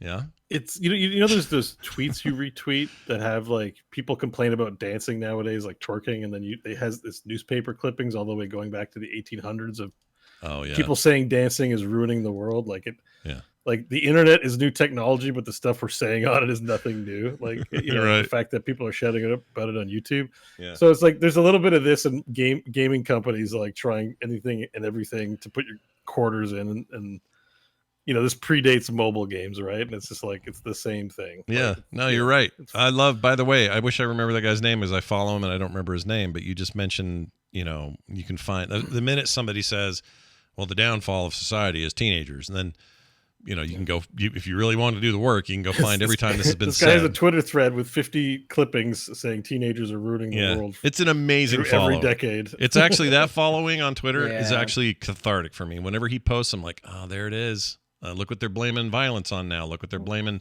whatever. One time, or one of them was inflation. And what's causing inflation? Everyone's like millennials and their inability to this or that or the other. And then he found all these things like going back, like you said, to the 1800s. And some of them were women dancing in the 20s, making inflation rise. And it's like all I this think bullshit. I read one that was about the declining masculinity of men. and how big of a problem and ruining our society Yes. that was. That's a That good was one. that was a fun one to go down. Yeah. I put the link for Lee Carvalho's putting challenge in our Discord. You can play the game. That's the link to the game. Oh, this is like running on a browser kind of thing? Yeah. Okay, we're going to do this real quick. And it's Unity. Yep. WebGL. Let me just Nice. hit run. Here we go. Probably have some audio it's coming. loud. Is it loud? Okay. Yeah, it's loud. I'll Be watch for ready. this. I'll It's be loud. ready.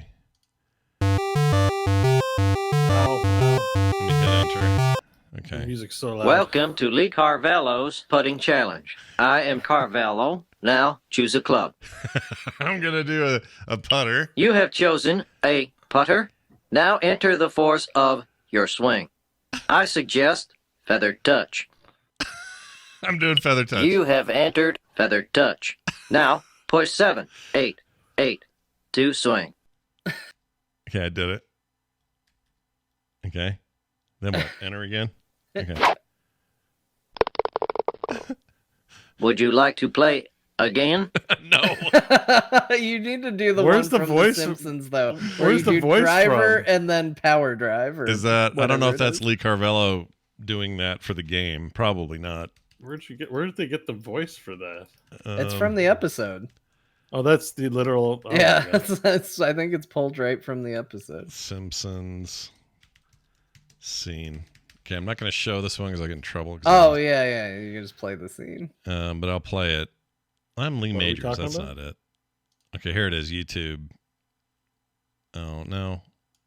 Hold on. What the hell's That's the clerk, which is the one every boy wants. You got me. Lee? There we go. Oh, yeah. He's super stoked. Oh, wait. This is some idiot's going to come on camera and go, remember this episode? Oh, yeah, don't do that. I'm not getting... I can't. Yeah, YouTube. nah. 24 amazing facts you didn't know about this Simpson episode. No, One, thanks. it's animated. Let me tell you about Lee Carvalho. Yep. And there's some other video game things on the Simpsons early episodes that I would love to see made into an actual game. There's Yeah, one their where boxing game is Yes. really good. the Homer and Bart were playing together. Yeah. And he was all pissed at Bart for beating him. That'd be amazing. Paid a kid to teach him how to play so he could beat Bart. Here's a bit of news I knew was true before this leak happened, but I thought it was more well known than this, and I can't tell if the internet's just playing stupid or if it's clickbait or what. But Switch games are fully emulatable on the Steam Deck using this Yuzu emulation stuff. I already knew this and have tried it, and it does, and I knew this months ago. So I don't know why this is a thing. It plays Switch games? Oh yeah, and better than the I Switch was plays. shocked about Switch. Usually in my mind, emulation, is behind a few consoles, right? Like, Yeah, we're just getting GameCube under control. Like, you can literally emulate Switch. yeah, you can do it right on your now, and Steam it Deck. plays better. Okay, I'll tell you what I tested it with, just so It people know what I plays used. better. It does. The performance is better. I played the Metroid Dread on there, Metroid Dread. Oh, and shit. Metroid Dread ran better because I have it on the whatchamahuchi. It once in a while it'll hit bad frame rates and junk on the Switch. None of that on the Steam Deck. So I mean, this is highly dubious stuff because whatever. I own the It's game, so one I of felt those worst kept secret kind of things because they accidentally included it in their marketing. right, which is amazing. They showed some promotional video that had the Yuzu app up on the interface, and people are like, "What the heck is that?" And they started looking around. But yeah, it's already existed for a long time, and it works totally fine. And there's a bunch of EMU stuff on there that just works stellar on that device.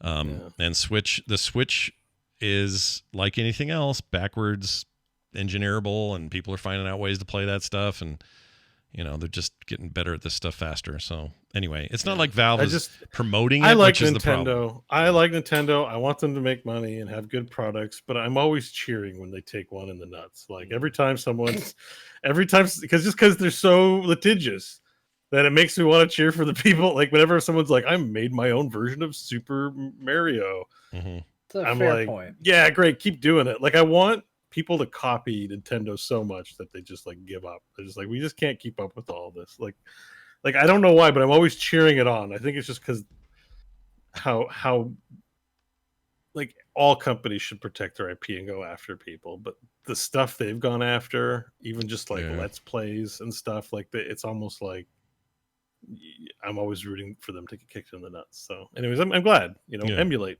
Yeah, Emulate your there's some emulation going on, everybody. Shocker.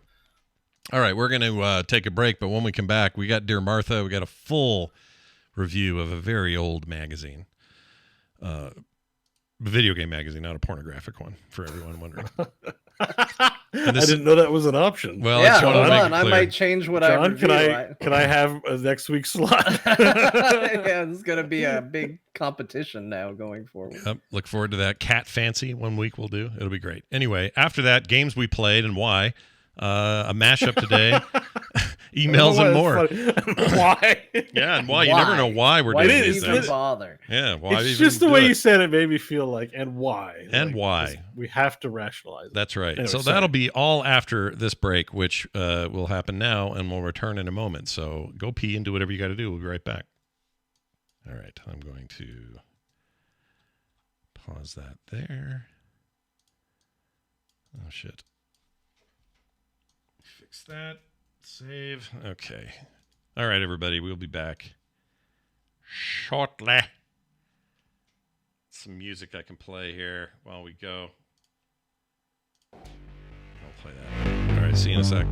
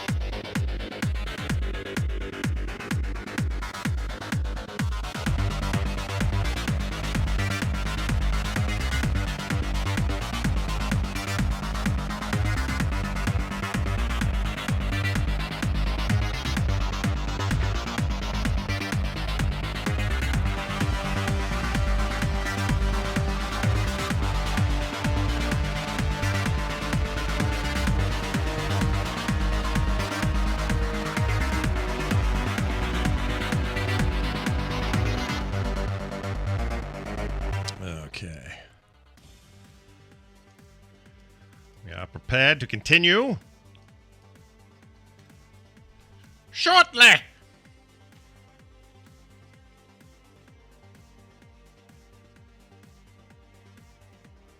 Toilets are just small lakes.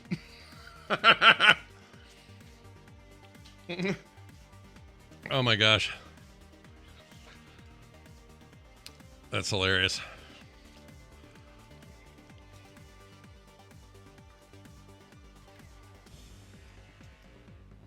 What did he say? McCassidy, McMillan? What was it? What was Bo's joke? McCassidy, McWilliams or something. What was it? Oh, jeez.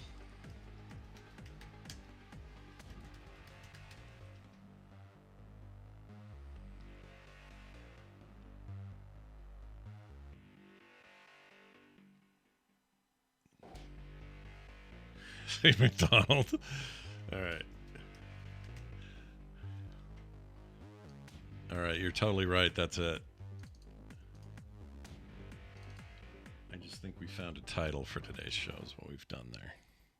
Hello. Oh, hi. Hi. How did your pee go? Good. I went out and the baby saw me, so. Oh, that's trouble. Yeah.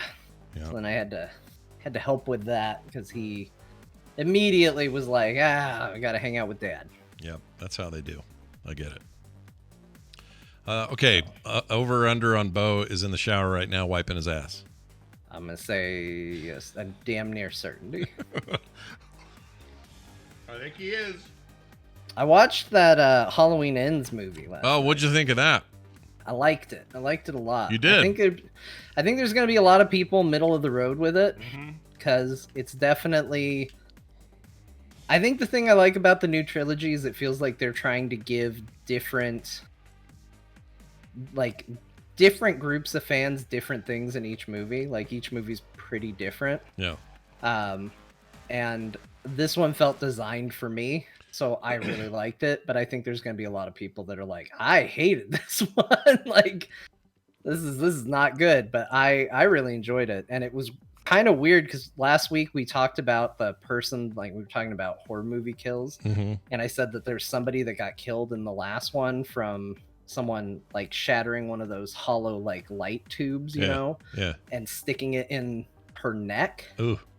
You find out in this movie she lived through that. Oh, dude. Yeah, she's in it, and you see her like she's now in a wheelchair and she can't talk, and like you get to see what a survivor of like his attacks is like, and it is brutal. And also the first 10 minutes of that movie was brutal too. Really? It was good. Well, I'm really liked it. I'm looking for brutal and gory at the moment for my Halloween fill. So it sounds like it might fit for me. If you haven't watched the new trilogy of movies, I highly recommend them. I didn't like Kills, the second one, when I first saw it. Yeah. But it grew on me. Okay. It is memeable because they do say like Evil Dies Tonight about 675 times over the course of that movie. Yeah.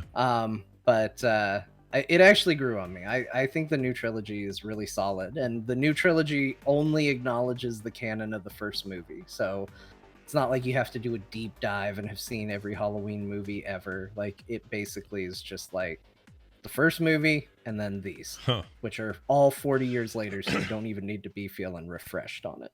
Right. Okay. And you're probably where I am with the Rob Zombie one was bad. That was bad. Yeah, I didn't like it. It was Rob Zombie, like his movies make me deeply uncomfortable, which you could certainly make an argument that that's what good horror movies should do. Like if it's making you feel like you need to go take a shower because you watch the movie, like that's probably doing something right. But it's not a good experience for me. Like that's not what I go to it for. Right.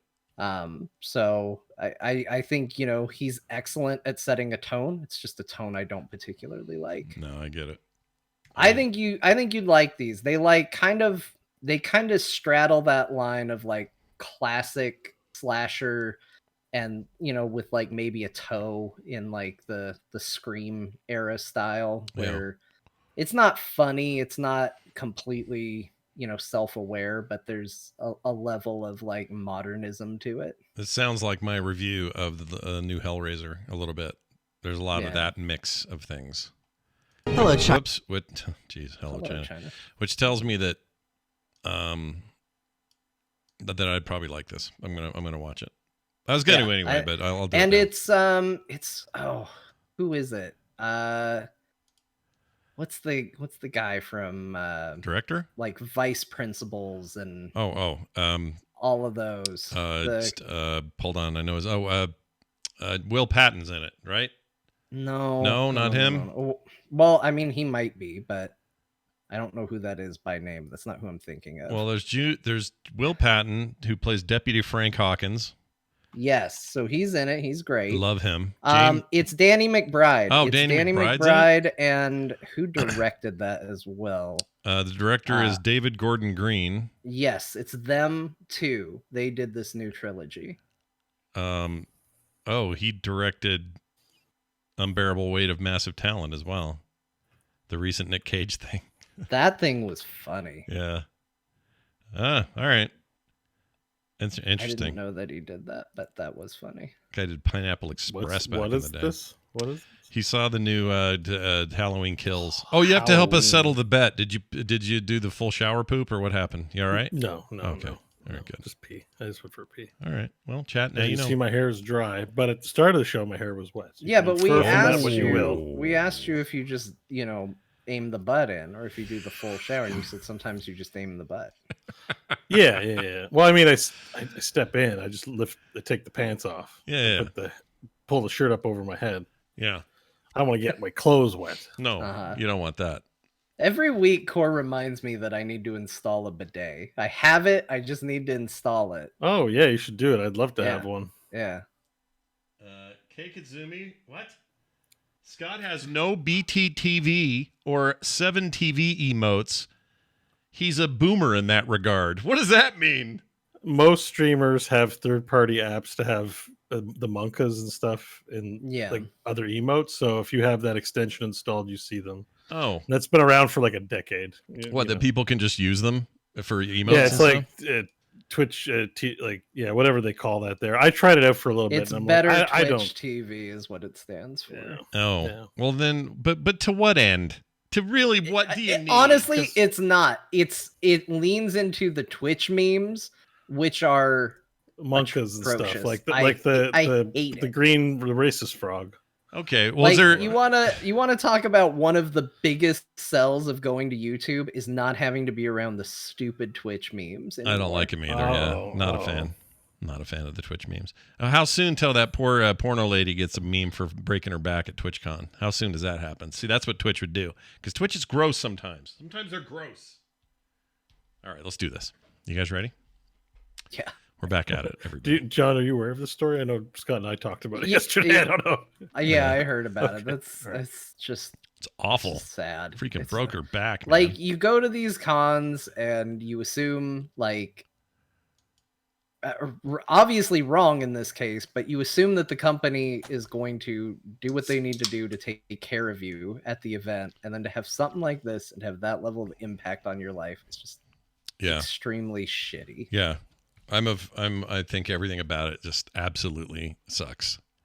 And some of the shit people said afterwards is even worse. I don't know. They have a culture problem at Twitch. Well, yeah, it's a porn star, so we can of course be hostile in many ways towards she has I'm just saying culture issues are going to eat you alive. You got to fix them. Twitch. I don't know how you're going to do it, but you got to do it. Yeah, it doesn't matter what a person's profession is. It's a human being. Knock that shit off. Yeah, cut it out.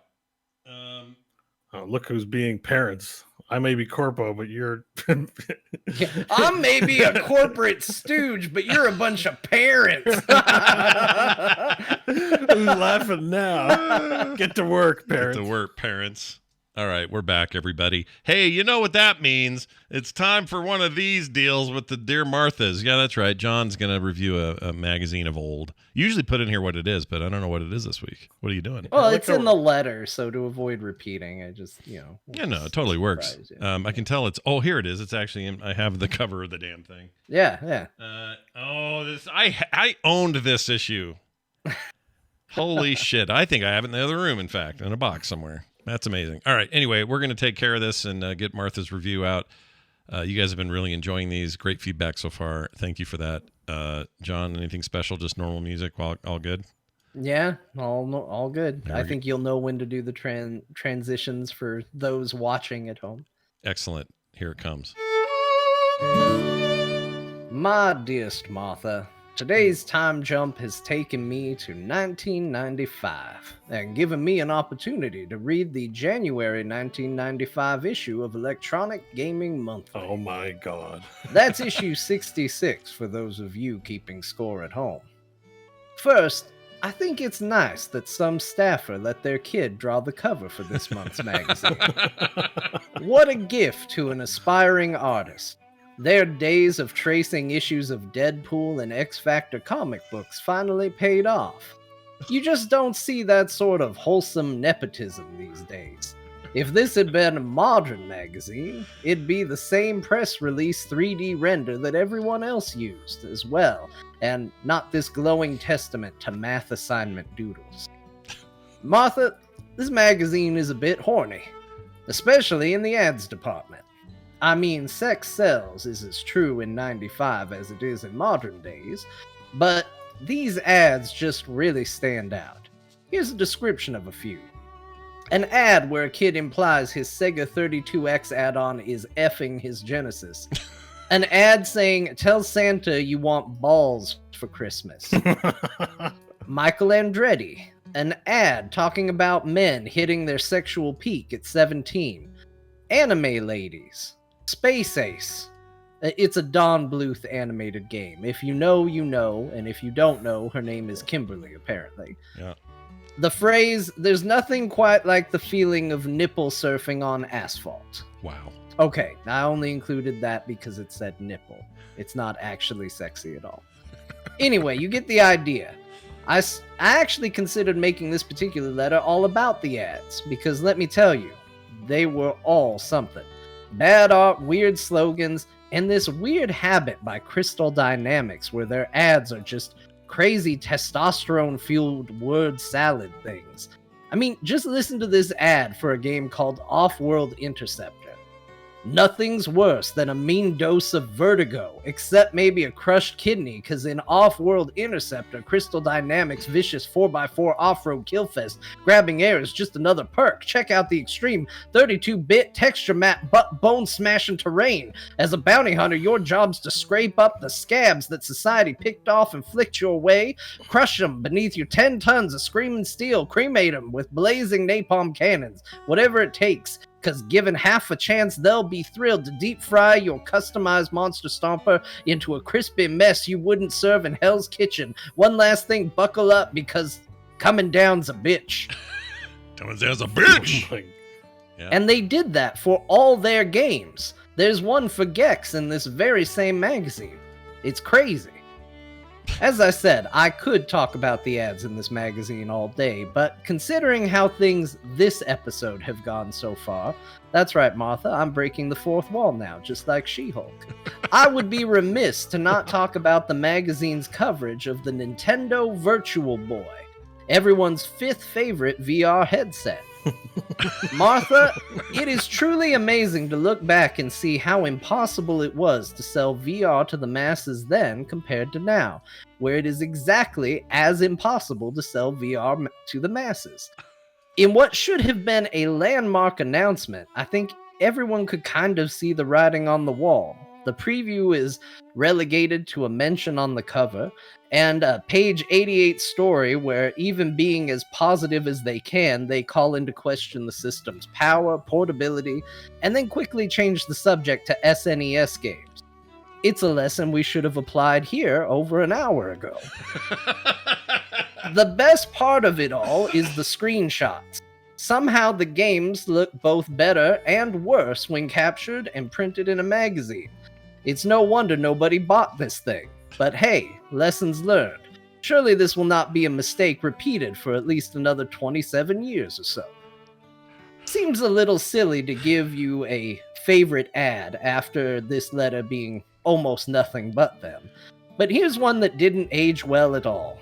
It's an ad for Super Return of the Jedi. And it boldly says, the first time, you won. The second time, they won. This time, there won't be a next time. There have been 8 next times.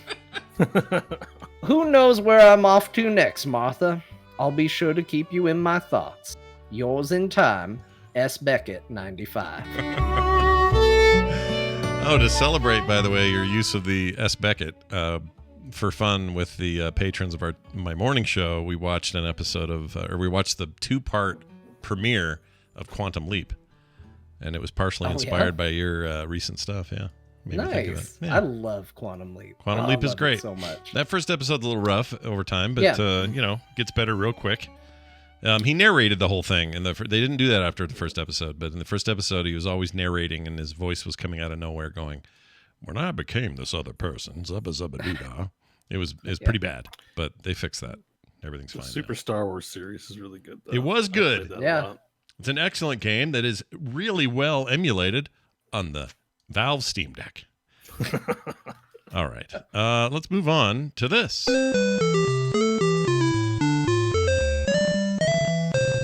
Games we played this week. Well, John changed some text here. You know what? I deserved it because I changed some of his as well.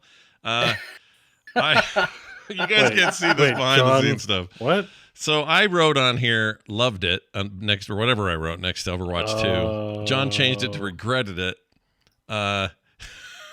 He did. Let's see, where else? Because I changed. What was yours? Mine said my original note said Fortnite better than Overwatch 2. You changed it to better than cutting your penis repeatedly with a razor blade. And Bo wrote Overwatch 2 -- good, and I changed it to Overwatch 2 -- bad. I don't even notice that. Well, we like to share the behind the scenes occasionally, but here's what I did. I played a bunch of Overwatch 2, and I really had a good time with it. I played a bunch with Bo last night, in fact, and had even better time with it. It's always fun to play that game with friends. Here's the thing about Overwatch 2. Is it basically a 2.0 patch for the original game Overwatch 1? Yes.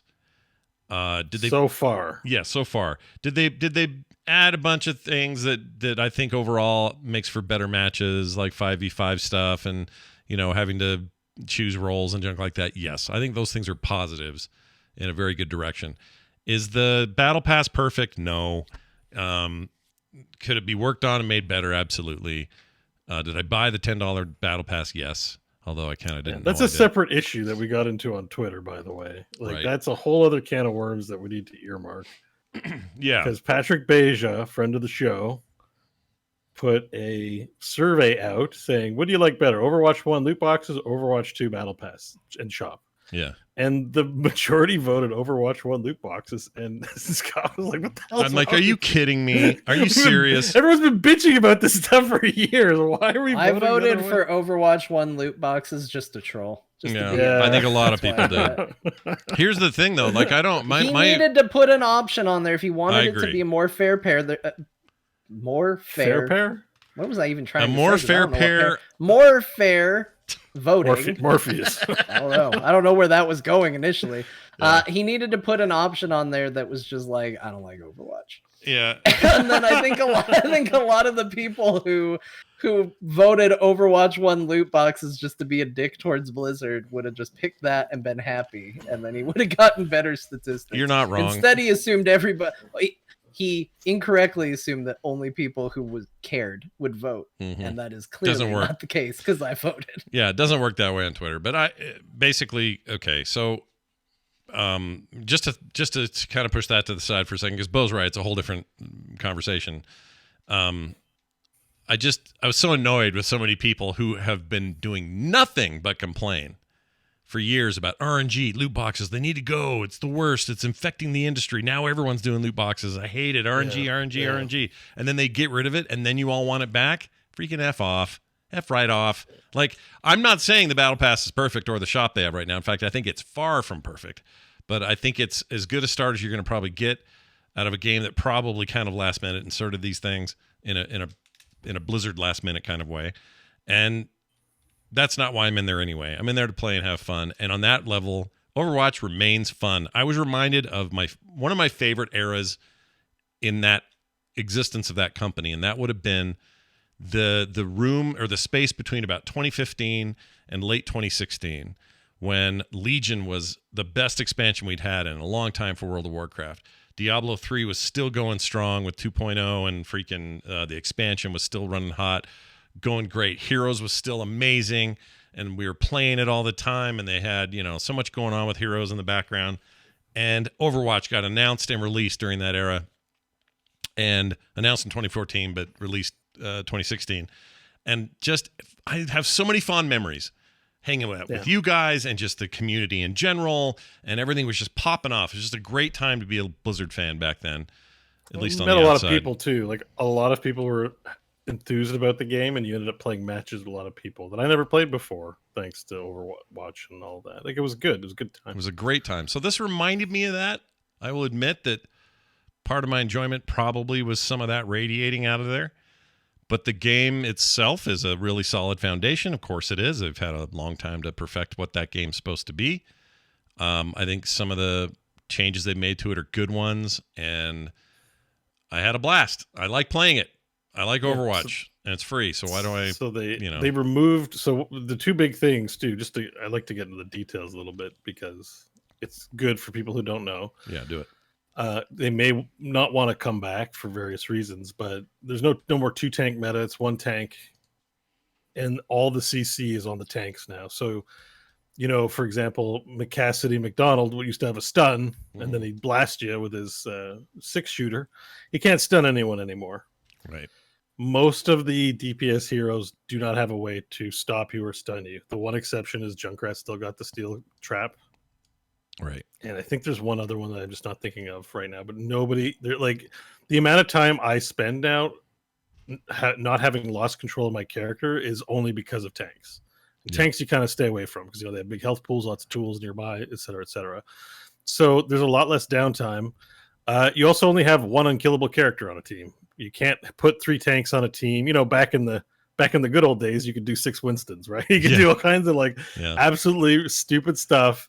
That was fun for a while, but as the game wore on and tried to become a serious esport, definitely made it so that you had really unfun matches. And it's still in the arcade mode. You can go do that shit. Yeah, it's you just can still, not. If you like that kind of punishment, you can still do that. It's totally viable. But in the competitive and the general modes, it plays more like a MOBA. Like you have to have 2 DPS, 2 supports, and a tank. And because of this, the supports, there's a support update. The supports are way more active, way more damage dealing. They do way more. I've been playing nothing but support on competitive. Yeah.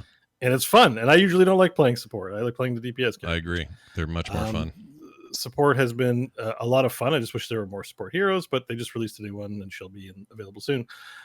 So the support update's good. The fact that CC's been reduced significantly is great for the balance of the game. And it's just whatever it is, it's hard to even put words into it. It's just I play a game and I immediately want to play another one. Yeah, it's got that juice, or I'm just like, it's fun. Yeah. It's also nice to not be playing this in the beta and then wearing ourselves out. You know what I mean? And then not being there for the retail. And well, we had heroes. For me at the time, I was highly specialized in heroes. I spent 90% of my game time while we were doing core and being a heroes show, being like, I can't play this game. I have to play heroes. Yeah. And I wanted to. It wasn't like a duty, but I need to stay relevant. I want to play it, be good. I have to practice. My approach to gaming was very different in the 2010s. It was, I'm an esports player. I have to get good at this game, so I don't have time for Overwatch. But I've never hated Overwatch. I've never disliked it. Just don't have time for all the games. Right. I find I have time now, and I'm like, okay, the launch of Overwatch 2 is a good excuse to get in, right? Mm-hmm. Even if it's just a patch, it's a good excuse to, something new's happening at the pool. Right. So it's been great. Yeah, I agree, and everything you said is absolutely right. I just think those comp changes really make the game feel fresher than I was expecting. I wasn't excited during beta either. It's kind of funny. I struggle to put my finger on quite what the difference is, but I think my expectations, I had high expectations going into the beta. Yeah. And now that I knew what the product was going to be, I didn't have any of those expectations. I'm like, no, it's clearly going to be Overwatch. It's a big Cyberpunk effect. Yeah, a little bit. Yeah, kind of. Yeah. So I'm finding it really enjoyable. I'm playing here. I play a lot of Zenyatta. I never played a lot of Zenyatta before. Zenyatta feels so good right now. I can't explain it either. It does. But I also have one thing, because I guess we'll just talk about it here, so I don't have to talk about it in my section. But so I've been playing competitive, and one thing I am unhappy about is they changed rank. So you don't really rank up like you do, but it's not like you linearly go.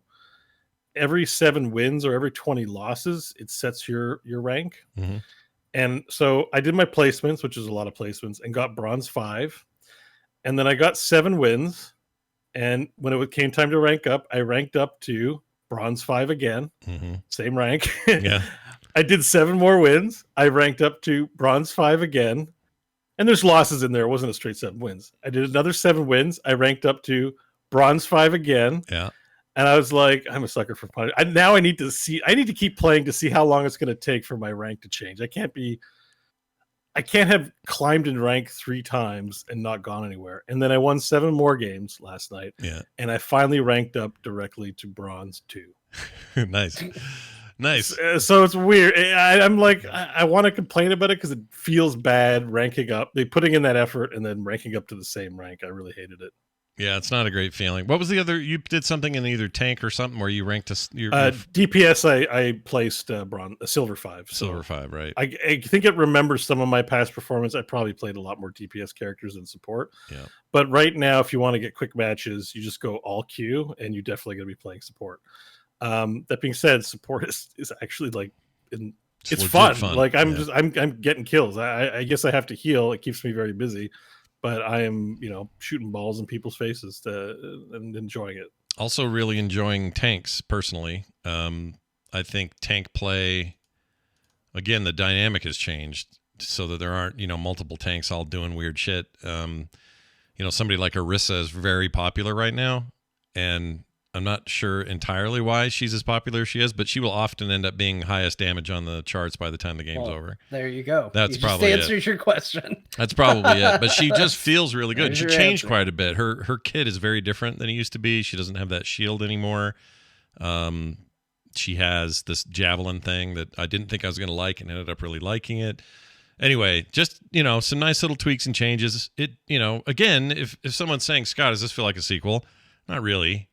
It feels like, a very nice improvement overall of it's the Heroes game. 2.0 in its own way. But it is, and it flashy. literally is, because you can't even play 1 anymore. It replaced it. So it's, in a lot of ways, that's kind of all the proof you need.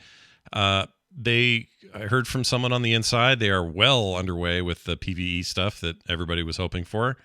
That stuff is definitely coming and is looking good according to them. That's all I can say about it. But if that's all true, then in 2023, we should get some pretty cool co-op and hopefully good PvE so content. the full content of Overwatch 2 is not available at launch. Most of the time you launch a thing, call it 2, you expect to get it all. Right. You expect to get a big helping of dinner Or at right least away. a lot. Yeah. If not all, then a lot. It is free to play. So, it's just naming and marketing. Like if you sort of set that aside and the Overwatch account tweeted out today, 25 million players have played Overwatch 2 in the past 10 days. So if you like fast queues and something that's in the zeitgeist, esports wise, Cross-play it's too. as good as time as any to play Overwatch. Yes, and cross-play is available. Note that I don't know if they fixed it, but when you play cross-play as PC versus people on controllers, I think they disabled aim assist for the controller people. Yeah, the controller people don't get aim assist when they're playing PC people, which has pissed off a lot of controller people. But yeah, so there's I don't know I haven't really delved deeply into it other than I'm like, okay, sweet, it's time yet for crossplay. But then part of it's Can new I territory. only challenge people on consoles, please? I mean, they try to match. It's like Call of Duty does it. They try to match you mostly with where you're playing, and then if you don't, or for whatever reason, there's a little aim assist for controllers, but the PC people are there. And I've had plenty of controller people wreck me. It's not that whole argument about, well, you're just not good if you're not playing that way. I disagree. People kick your ass if they're good with a controller. Also depends on the heroes too. There's a lot of aim heroes. Yeah, that's true. A lot of really annoying heroes. And also if you're tanking, you can get away with a controller quite a bit. If you're Genji, it's probably a bad idea. I don't know. But anyway, the point is they didn't do this last time. There was no crossplay before, and there was no controller support even on PC for the game to start with. So that's all changed. It's like a modern game in that way, platform agnostic kind of thing, which I think is smart and good. And I don't know. I'm just and all really the enjoying consoles and everything else. and it plays great on Series X. I should mention. Just ran 120 frames on my TV. Beautiful, freaking Ultra HD. It looked amazing. And it was great. If you have, by the way, because people are asking, do you have your old skins? Yep, all your old content that still all here. comes forward, and if you have any unopened loot boxes, they'll open them for you and give you legacy coins. So I got like 2,000. I had 7 loot boxes. Yeah. I guess I opened a legendary in one of them. I had a lot of coins, so I bought some stuff. Yeah. It's cool. On the storefront, it's pretty much standard. If you played Pokemon Unite, if you played Fortnite, you play whatever else, it's basically here's a battle pass. A free level, and then premium, and then an extra premium, right? And you want something, buy it. Yeah. Like, it's as simple as that. Like, it's as simple as any other store. I think people miss the free loot boxes, just to bring it back to that topic now. People miss the free loot boxes. I don't doubt it. There are free coins to earn every week, just like Hearthstone. So you can earn Overwatch coin and eventually save up for something, but it's very slow, I think. Who knows if they'll do events in the future? But basically, it's esports. Like, they have to make money. I'm always for paying for a sub. I don't care. The battle pass is fine. I think that I've gotten 3 pages worth of rewards. I got a little bit of everything. Got weapon charms, skins, all the good stuff is in the battle pass. It's $10. I think they could have given you a chest instead of a battle pass, or instead of a loot box. Whenever you level the character, which is gone, you don't level anymore, right? I don't think that's in there anymore. No, there's no loot box. There's no leveling. Well, I know there's no loot box, but if there's no leveling, then this won't work. There's no account levels. Yeah. But what would be I think cool? it saves your legacy account level, but there's no. Right. But if they'd have kept that in there and then just given you a box full of coins at every level, that would have at least been. That would have probably solved it, because I think people just like opening shit. Like, it's part of progression, right? It's like, I opened a thing. If I had to guess, I think probably the whole loot box situation is starting to become more trouble than it's worth for a company of international renown to try and make money with all the regulations coming in and blah, blah, blah, blah, blah. I just think it's better. Personally, I think it's better. I think people saying it's worse are crazy.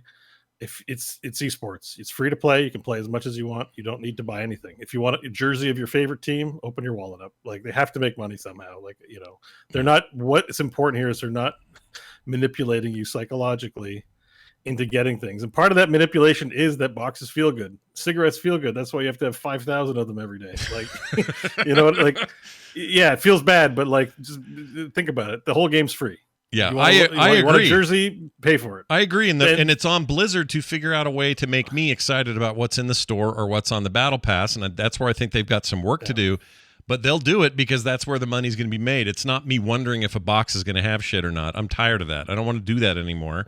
And also, and Europeans can pipe in if I'm wrong about this, but my understanding is the EU passed a law they did a judgment specifically on Microsoft that said, you cannot do loot boxes or anything like them in European territories, which is why after they bought like Bethesda, they had to take all that shit out of ESO, and they're buying Blizzard. They would have to take it out anyway. So it's just more trouble than it's worth, even the cost of lawyers alone. Right. And other countries could change their laws at any time. They're reading the writing on the wall. They're making the right move for sure on this.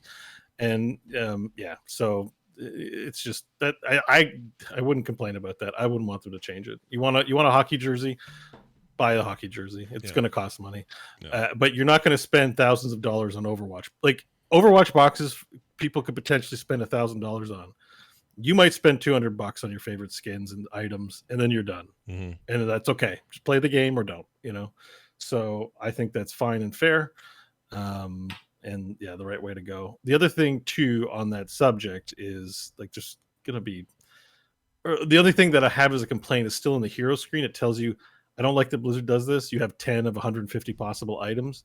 It makes it look like a quest that needs completing or something. Like, I don't like when I buy a Toronto Maple Leafs jersey, I'm not like, oh, I only have one of 25 hockey jerseys. I better get the other two. Like, psychologically, it feels like an unfinished list. I hate when they do that. Like, you just own the special stuff you have.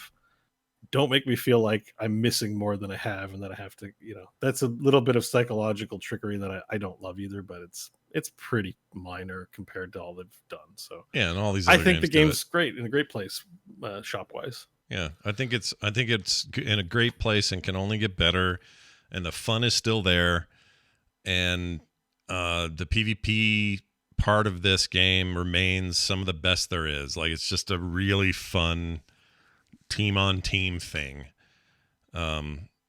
It's just impossible to deny that part of it. Yeah, I guess that's where I differ. There's some comments there. You don't get much money, maybe not, but like, I don't need free things to entice me to play the game. Like, I actually don't need that. Like, if your game's fun, I'll play it, and when I don't feel like playing it, I won't play it. And I'll happily give money for cool skins or battle passes to support the game, subs. Yeah. That's how World of Warcraft became what it was on the sub fees, not on this other stuff. It was just by sheer virtue of being great. Yeah. When It something's had a money hose. and I think this game has the potential to just get ironed out on that front so that people feel like they're getting more for less. They can do that. It's just that I think right now it's in a good place. It launched fine. They had DDoS attacks. That was bad. Like they had their issues in those first couple of days, but it's not their fault. Yeah, it's not their fault really. Accused a little bit, but not really even that. I mean, if it was a simple DDoS attack that they could have prevented, it's their. We won't know that. That's internally. Like, I mean, them putting heroes on the battle pass does piss me off, but they've only done one, and I feel like that backlash may have been strong enough for that to change things future wise. I don't know. But I don't like what that. was that? They only put they put what's her name on the battle pass and you couldn't because back in the day that's a great idea. Well, it is, but back in the day, it's from a money standpoint it is. But back in the day, what's his name? I think his name all of a sudden Jeff Kaplan. Jeff Kaplan said, "Oh, heroes will always be available no matter what we do. We'll never do that." And then he left. And they went, you know what? We're putting them on the battle pass. You're going to have to pay to unlock them or get them sooner. I mean, if Jeff Kaplan was still there, maybe it'd still be a $50 box price. And maybe that's fine too. I don't know. I don't know what things would look like. Yeah. But if you're going to go free to play, I'm like, you go to play League, like you get bundles and stuff, but you got to spend money to unlock the heroes or spend a lot of time playing the game to unlock it. It's like that everywhere. So the fact that they put the hero on the battle pass means I'm getting a free battle pass with my hero purchase. Seems decent.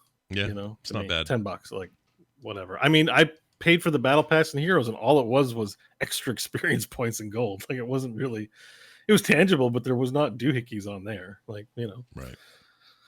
It's fine. It's fine. I mean, remember, you're getting a lot free up front. I think it's the Diablo Immortals of the world that we don't like. Personally, those are the villains that have, you know, infinite scalability for, you know, when people sit around a table and say, a boardroom and go, you know, we got customers who spend like $50,000. Like that seems okay. But you know, if Magic is an expensive habit, you're going to spend a couple grand a year. That's fine. You'll spend a couple grand on golf. If Overwatch is the great esports they claim it is, and you're going to spend $1,000, I don't see it going higher than that.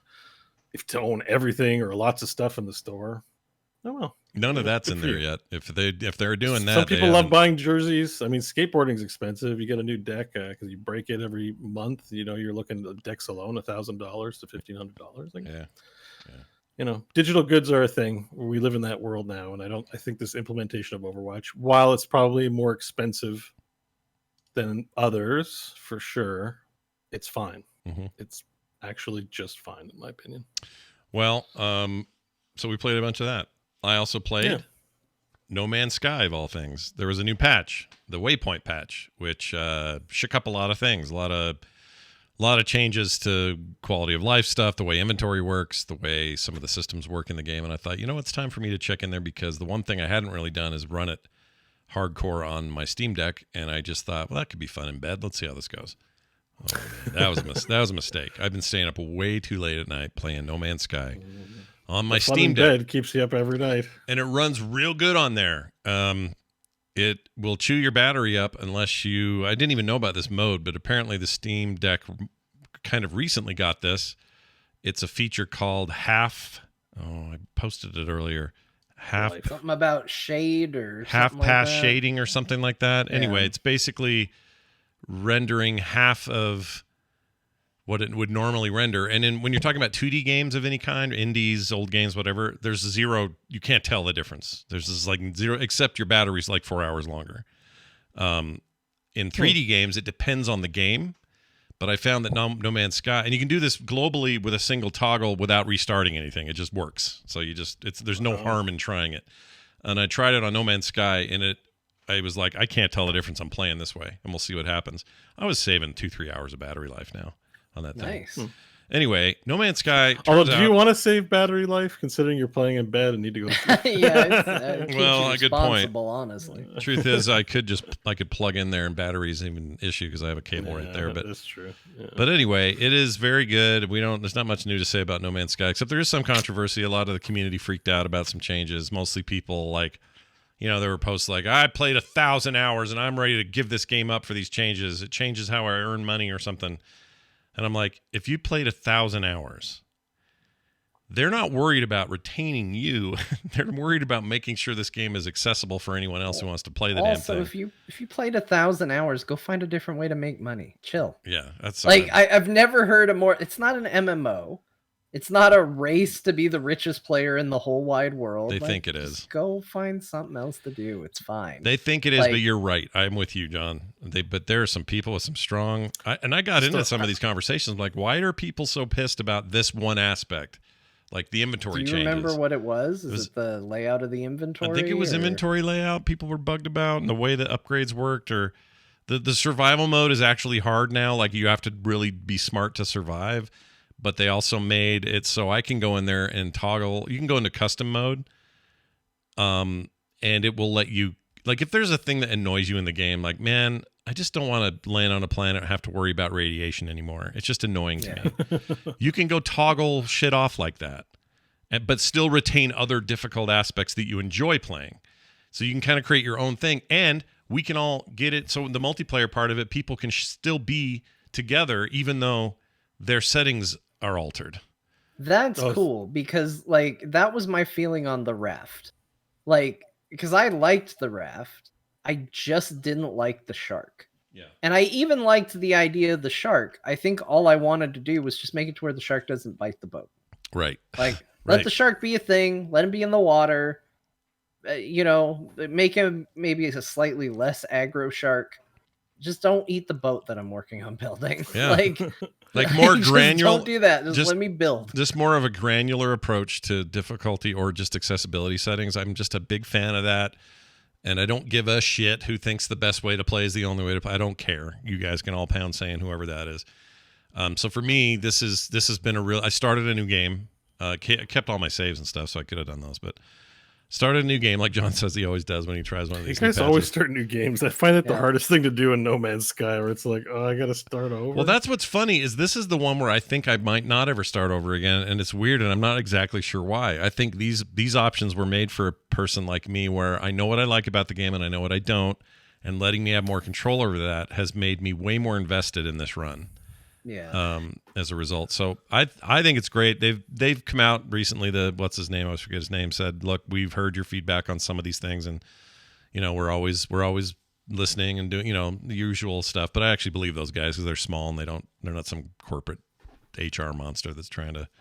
Yeah, they're not some corporate shithead like Bo. Yeah, corpo buttholes. Corpo Bo. But it's a nice update, and it runs really well for me. The only complaint I have is some of you on Steam, if you're using controllers on Steam, like on the computer side, not a Steam Deck, but on Steam, I had to go reset the controller profile, which didn't make any sense to me why I had to do that, but when I did, it was fine. But I was having some weird, like the X button doesn't work on everything the X button's supposed to work on, or the A button didn't do what it was supposed to, or whatever. Are we gonna make a core planet? Maybe we should.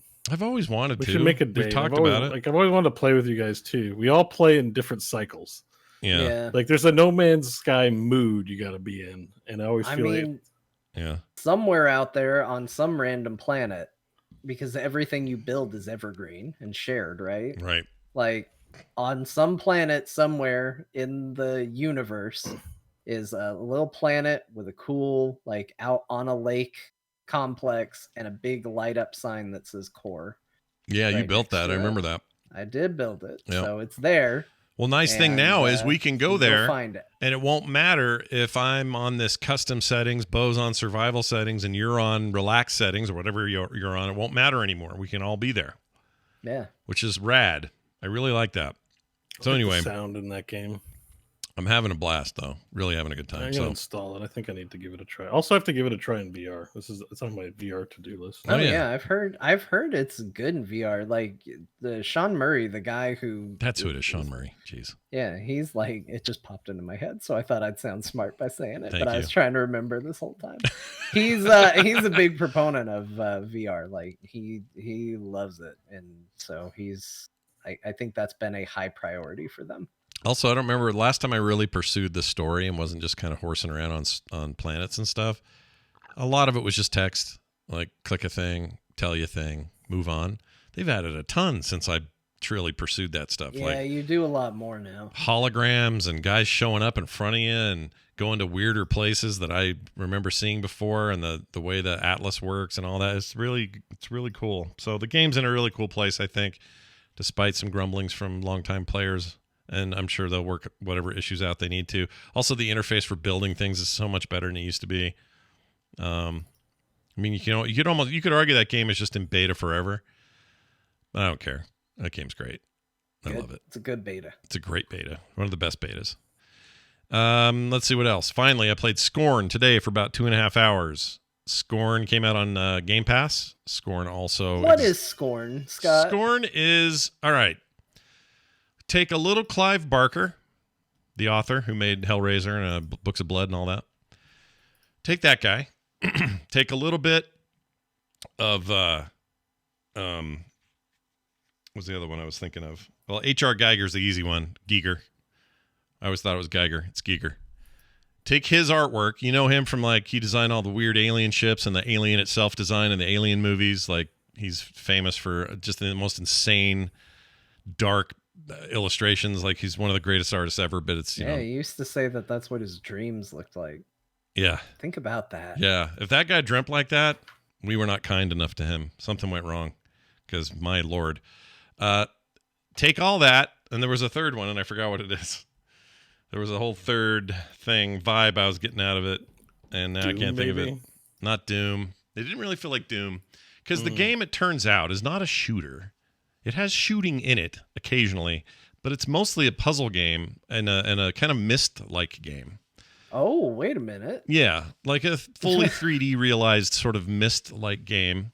And I think, so that's the game, and you wake up, you're literally on the menu like this corpse all gooed up in some kind of fleshy goo, and then there's the menu over here, new game, continue, whatever. And when you hit play, those words fade out, and the camera zooms down to this goo guy, and it's you, and you're breaking through the goo, and you get out of the goo, and you don't know why you're there or what's going on. There's no dialogue. There's no story. I mean, they don't tell you a story. You're just intuiting everything, and you immediately just start going like, all right, well, let's figure this shit out. And you find out, well, if I put my hand in this gooey vagina hole, something's going to happen over here. And if I use this hand to stick it up this weird wiener thing, it's going to come out with a spike on it. And I need that to open certain doors. Just like in real life. Testicle looking things everywhere. It's all gross. Intestines everywhere. It looks like Geiger, like I said, Geiger and Barker had a baby. Giger rather. And this is the result. Okay, so the game itself, very, very Myst-like, where you're walking around, clicking on stuff. Will this work? Will that work? Okay, oh, that's how I do it. Okay, now I'm on to the next area or whatever. It's sort of like that. Here's my only big complaint about the game 2.5 hours in, and I'm told the whole thing is like 4 to 5 is all. So it's short. So short game for $40. Yeah, I would say Game Pass it if you can, given that its length is kind of short, and it's not, the replayability is probably questionable because it's, linear, or not linear, but once you're done, you've done everything. It's kind of an adventure, like puzzle adventure game. It is very much that. Very minimal in the UI though. There's hardly anything. You get a kind of an indicator when you can push a button somewhere. Very light little indications, but there's no like HUD all the time or any of that. So here's my only complaint about the game so far. I'm really enjoying the vibe of it. It's not jump scary at all. It's just weird and creepy and wet and grimy and just odd and hellscapey, and I'm in love with the vibe of it. I really do like all of that stuff as a setting. But here's where I'm struggling. I think that the actual puzzles and mechanics in the game are by design way too abstract to not be frustrating sometimes. Because a good puzzle is one that you're meant to struggle against it and figure it out, and then you feel smart for doing it. Baba Is You is a good example. We talked about that last week. Plenty of games like that, right? Myst itself is very much like that, but at least you're dealing with real world constructs. Like, well, I know what a compass is. I know what whatever it is. I'm in this place with, what is the bulbous penis over here? What does it need to have done to it? And these 3 strips of intestines that go off to that wall. What am I doing there? It's very obscure because you're in this place that's not human. It's not normal life. There's not pick up an item and know what to do with it. It's all abstract. And because it's abstract, I think that a lot of people are going to bonk their heads on that a bit. I spent a forever time trying to do this stupid puzzle. I had to move these little testicle ball sack things around and move them into the right place and get them all arranged. And it ended up just being like really frustrating in a way that would have been less frustrating if they were things I recognized. And maybe part of the strength of the game is that it is doing all of these very new things. But it'd be like a fish, if you suddenly took a fish out of water and you threw it in the middle of a shopping mall and then expected that fish to know what the hell everything was. That's how I feel sometimes. It's like, fish what out is of water. this? I see what you're saying. Like, what is all this shit around it? Why is there a puddle of this? I walk in it? Like, it's just a lot of that. As a result, so my takeaway so far 2.5 hours in is that people should definitely play this game if they have Game Pass, because there it is. It's in Game Pass. If you don't have Game Pass, I don't know if I could recommend the $40 yet. I am gonna play through this thing and see if I can get to the end of it. And if I do, and I'm blown away by what I experienced, my tone may change. But as it stands right now, I think it's one of those games where it's almost like this is why Game Pass exists. We've talked about this before. It's like, where else are you going to see a weird thing like this and invest your time in it? And I think that's a way to do it. It allows you to explore your curiosity with something you might otherwise just disregard. Yes. And if you got body horror issues, like, Cronenberg, he's the third sire of this child. Cronenberg, that sounds right. Tons of Cronenberg bullshit in this thing. Just feels like you got to put your hands inside of what looks like heart valves and just like, it's just really foul. And it's Unreal Engine like 5, I think. So it's just really hyper realistic, wet.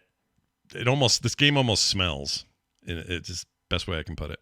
Anyway, I would love to play this in VR. Oh yeah, no, dude, that's all I thought the whole time was. In fact, I'm glad you brought it up because I wanted to at least mention that this game really there should be a VR version of this. I think.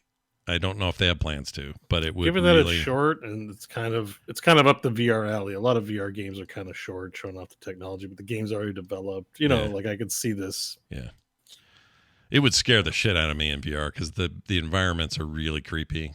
That's what I mean. Like everything looks gross, but having done enough VR now, it's like, this will hit different if it's in 3D. If that testicle's coming at you in 3D space, you go like, whoa.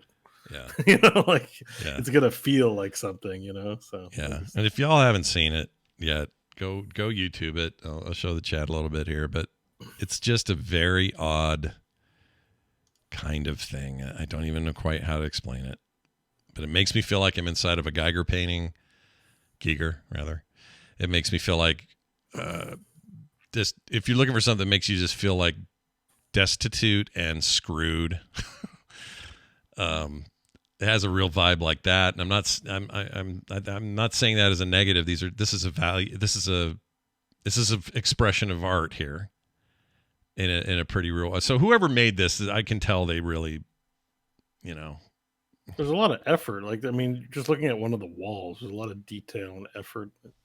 This isn't like cut and paste medieval assets from the Unity store or something like that. You know what I mean? Like everything is a lot of time and attention looks like was placed on the environment here. You can really tell. Yeah. It reminds me of The Ascent. Oh yeah, the movie Ascent is kind of like this, action dual skit shooter, action RPG. Could use some work, but the environment was like, oh my god, how much time did you spend on this? And this looks like it's going to be another one of those where it's like the game is kind of okay, but the environment is just maybe worth the ticket price if you can get it on Game Pass. That's well said. If what we've described about that, or if you've seen a video, if that appeals to you at all as a place to play around in, I can't think of any other game that has looked like this. Nothing I've ever played looks like this. So in that way, it's wholly unique. At the core of it, it might just be a puzzler. It does have some shooting elements and some weapons and some inventory and some stuff that you do along the way, but it's mostly how do I get this giant flesh sack.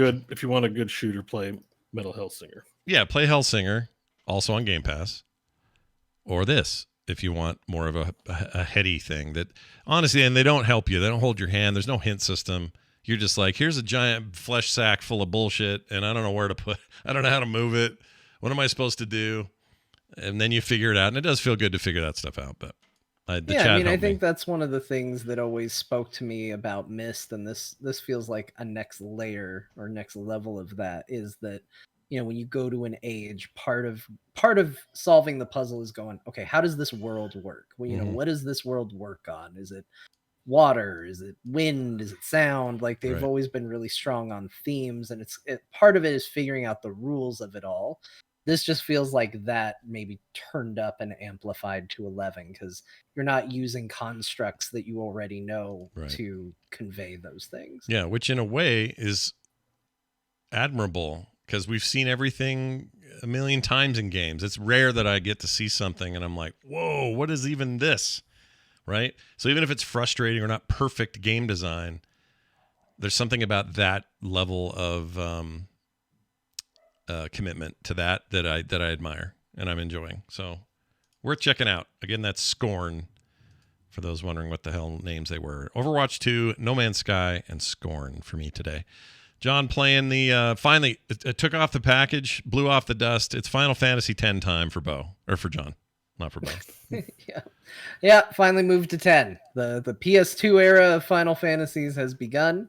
Yeah. It's so crazy because I know I played this game when it came out. I was, you know, very taken by it, as a lot of people were. First fully voice acted Final Fantasy game. Not fully, not everybody, but the majority is voice acted. At the time, the graphics, you know, it was like, oh my gosh, I haven't seen anything that looked like this. Just a really incredible experience, and I know it's one I played back in the day. It is shocking to me how much I have forgotten about this game. I was maybe 10 minutes in going, no, I played this. I have no memory of this. But I'm having a blast with it. Like, it's a really good one. Like, the combat system is punchy, which after the slog that was the pacing of 9s, feels really good. How quick and how understandable the combat system works. Like, it's really, really solid. The voice acting is cringy. You know, and the thing is they are talented voice actors. Like, somebody told me that the person who voices the main character, Titus, I don't know if this is true. I'm believing chat. So it is Titus now. We confirmed it's Titus, not Titus. It is definitely Titus, despite what literally every comment so far on my YouTube postings has said. Canonically, it should be Titus. If you want to call him Titus, this is fine. But you get to name your character. So I renamed his name to Teedus. So nobody can even say, John, that's not how you pronounce it, because I changed it. I changed it to Titus. That's how it's pronounced. I love that you did that so much. Oh my gosh. So it's right there in the name.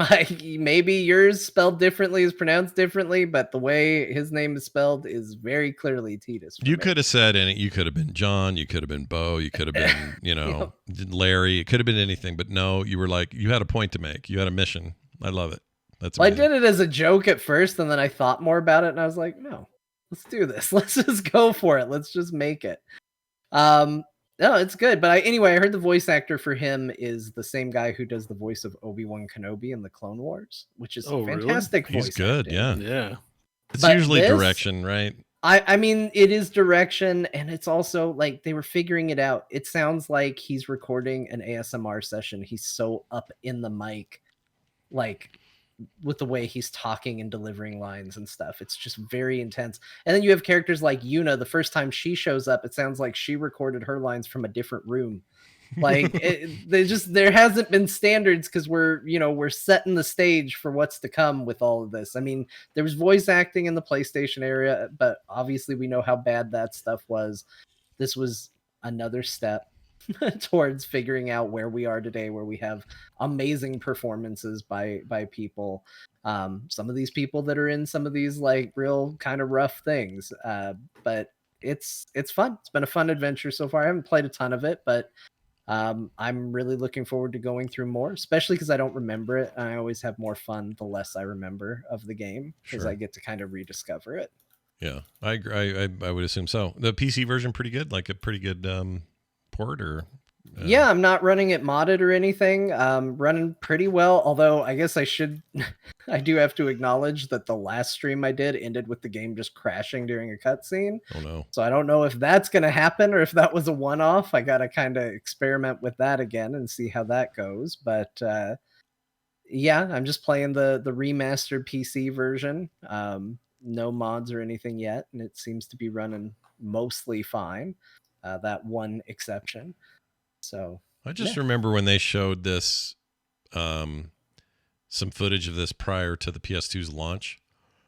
Just to show, it was like the showpiece, right? They were going to show Final Fantasy, and everybody was going to.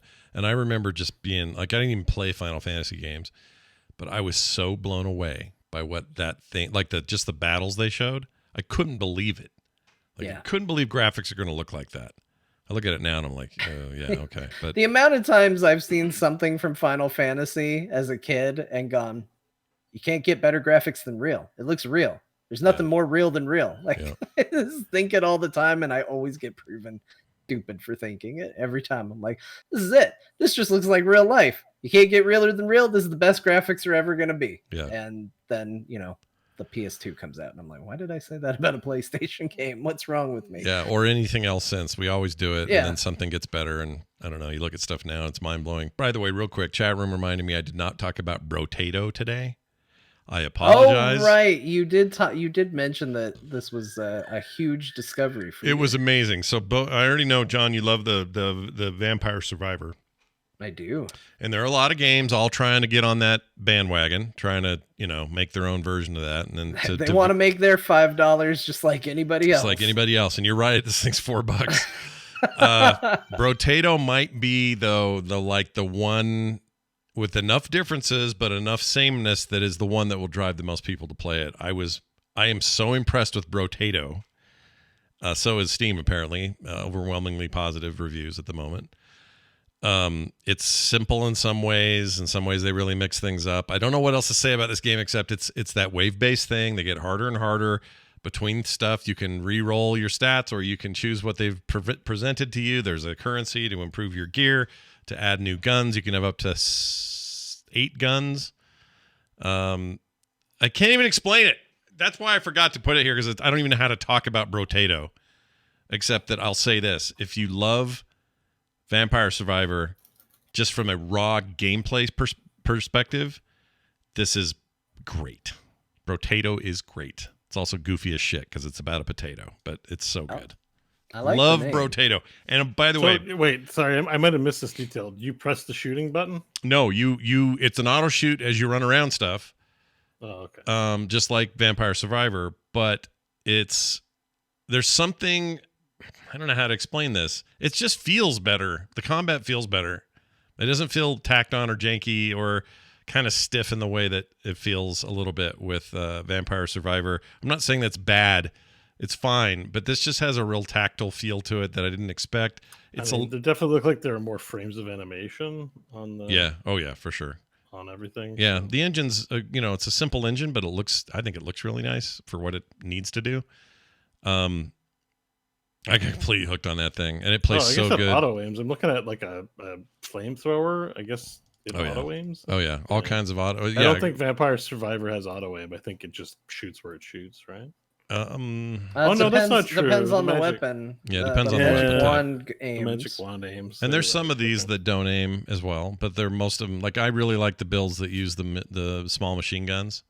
They are awesome. Oh my gosh, they're so good. I was misremembering. I haven't played Vampire Survivor. So Very good on Steam Deck. That's the big recommendation I want to make here. Is a Steam Deck Ahoy game. It's so good on there, and it's already verified. And it's still in early access. But if you got $5 to burn, $4, whatever it is, no brainer. That game, very fun. Love it, love it. All right, sorry, John. Let's continue. Yeah, I beat Cyberpunk 2077. Yay! I have Nice. joined the Finnish Cyberpunk 2077 club. Yeah, welcome, welcome to the club. I did it. I was very obsessed with that game, and man, that is a good video game. It is a good video. Can you believe we're saying this 2 years later? That is a good video game, you guys. It's a good video game. They got it into shape enough where we enjoyed the shit out of it, and it's great. You know, I have maybe some like little story quibbles. We've talked about a lot of them. I think, Bo mentioned he felt the ramp up in power was a little too quick, and I'd be inclined to agree with that. You know, I deliberately didn't want to go the Netrunner build because Bo had kind of famously said it gets boring very quickly. So I tried doing something a little different, which was also my speed because I went, you know, heavy pistols, heavy stealth, stuff like that. And same deal. I don't know if it's as quick, but you certainly become ridiculously overpowered. I mean, there was a point where it was just like run into a crowd of people, activate, you know, your slow time, pull out your mantis blades, and everybody's dead before anything happens. You know, you're regenning health off every kill, and so even if they shoot you, who cares? And I went from like basically invincible to I did get defeated by the final boss of the game one time. I was a little, turns out going heavy stealth for an encounter where they're just going to know you're there and going to be shooting you constantly is not super useful. So I felt a little underpowered in that fight, but honestly that felt good because I know some people have said that for how much that final fight character is built up lore wise, it can be a little underwhelming to suddenly fight them and have them just get rolled over. So not necessarily being built super well to fight that character and thus having it be a little bit more challenging for me actually made that fight land probably a little better than it did for some. But I think the best part of that game is the relationship between V and Johnny Silverhand. I think it's a little inconsistent because the relationship changes at different points in the story, and because you can it's a sandbox game and you can tackle things at different times.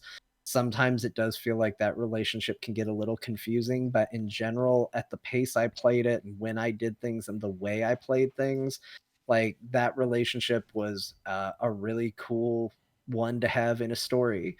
And I thought I was surprised at how, I mean, you got Keanu Reeves, so I'm already predisposed to like him. In fact, I actually thought it was going to be a negative because I was going to be like, you're supposed to hate this guy, but they put Keanu Reeves in there and I like him. And he's a bit of an asshole, but that's fine. I also think he's good in it. Like, I didn't expect him to be, he's not known for his acting. He's mostly known for being a rad dude and also being in cool movies, but I think he's good in this, like legit good. He's solid. Like he does awesome, and he conveys it so well. And it really led to having a cool relationship with that character. I don't know how much of it was based on his performance or just, you know, me leaning into the story or what, but I ended up really liking him. As a result, I tended to trust him. I think it's supposed to be that way. I think he's supposed to be put offish, but he's you know, as the relic blends, and I think you're okay to like him. It's a shitty world too, right? So it's like, at a certain point, you're like, maybe you got a point with your violence. Yeah, you know? I mean, like he tattooed a heart with V plus Johnny on my arm at one point, and I thought it was funny and endearing. Yeah, that's not everybody gets happened. That. They didn't get with me either, but I've heard of it. That didn't happen to you guys? Nope. Yeah, I don't think so. I gave him control at one point, and it was like, hey, you can take over to get the information, and you get a cutscene of him going wildly beyond the scope of what you told him he was allowed to do. And one of the things he did was he went and got a tattoo on my arm. And it was a heart with an arrow through it, and it said, I think it was like Johnny plus V forever or something like that. And I went to a Ripper doc, and you can change it. You can switch it back to a different mod, but it did the exact same thing as the mod I had, and I was like, I'll leave it. I'm okay with it. I think it's kind of endearing, I left it on there. I definitely had that part where he took over for a long time and did way more than he was supposed to. But I don't remember getting the tattoo. It must have been a dialogue thing, right? Dialogue choice. There is a choice where he says something about like, do you want the griffin? Or like the tattoo artist asks you what you want, and it doesn't tell you what you're picking. It's like, do you still want and it's like some animal.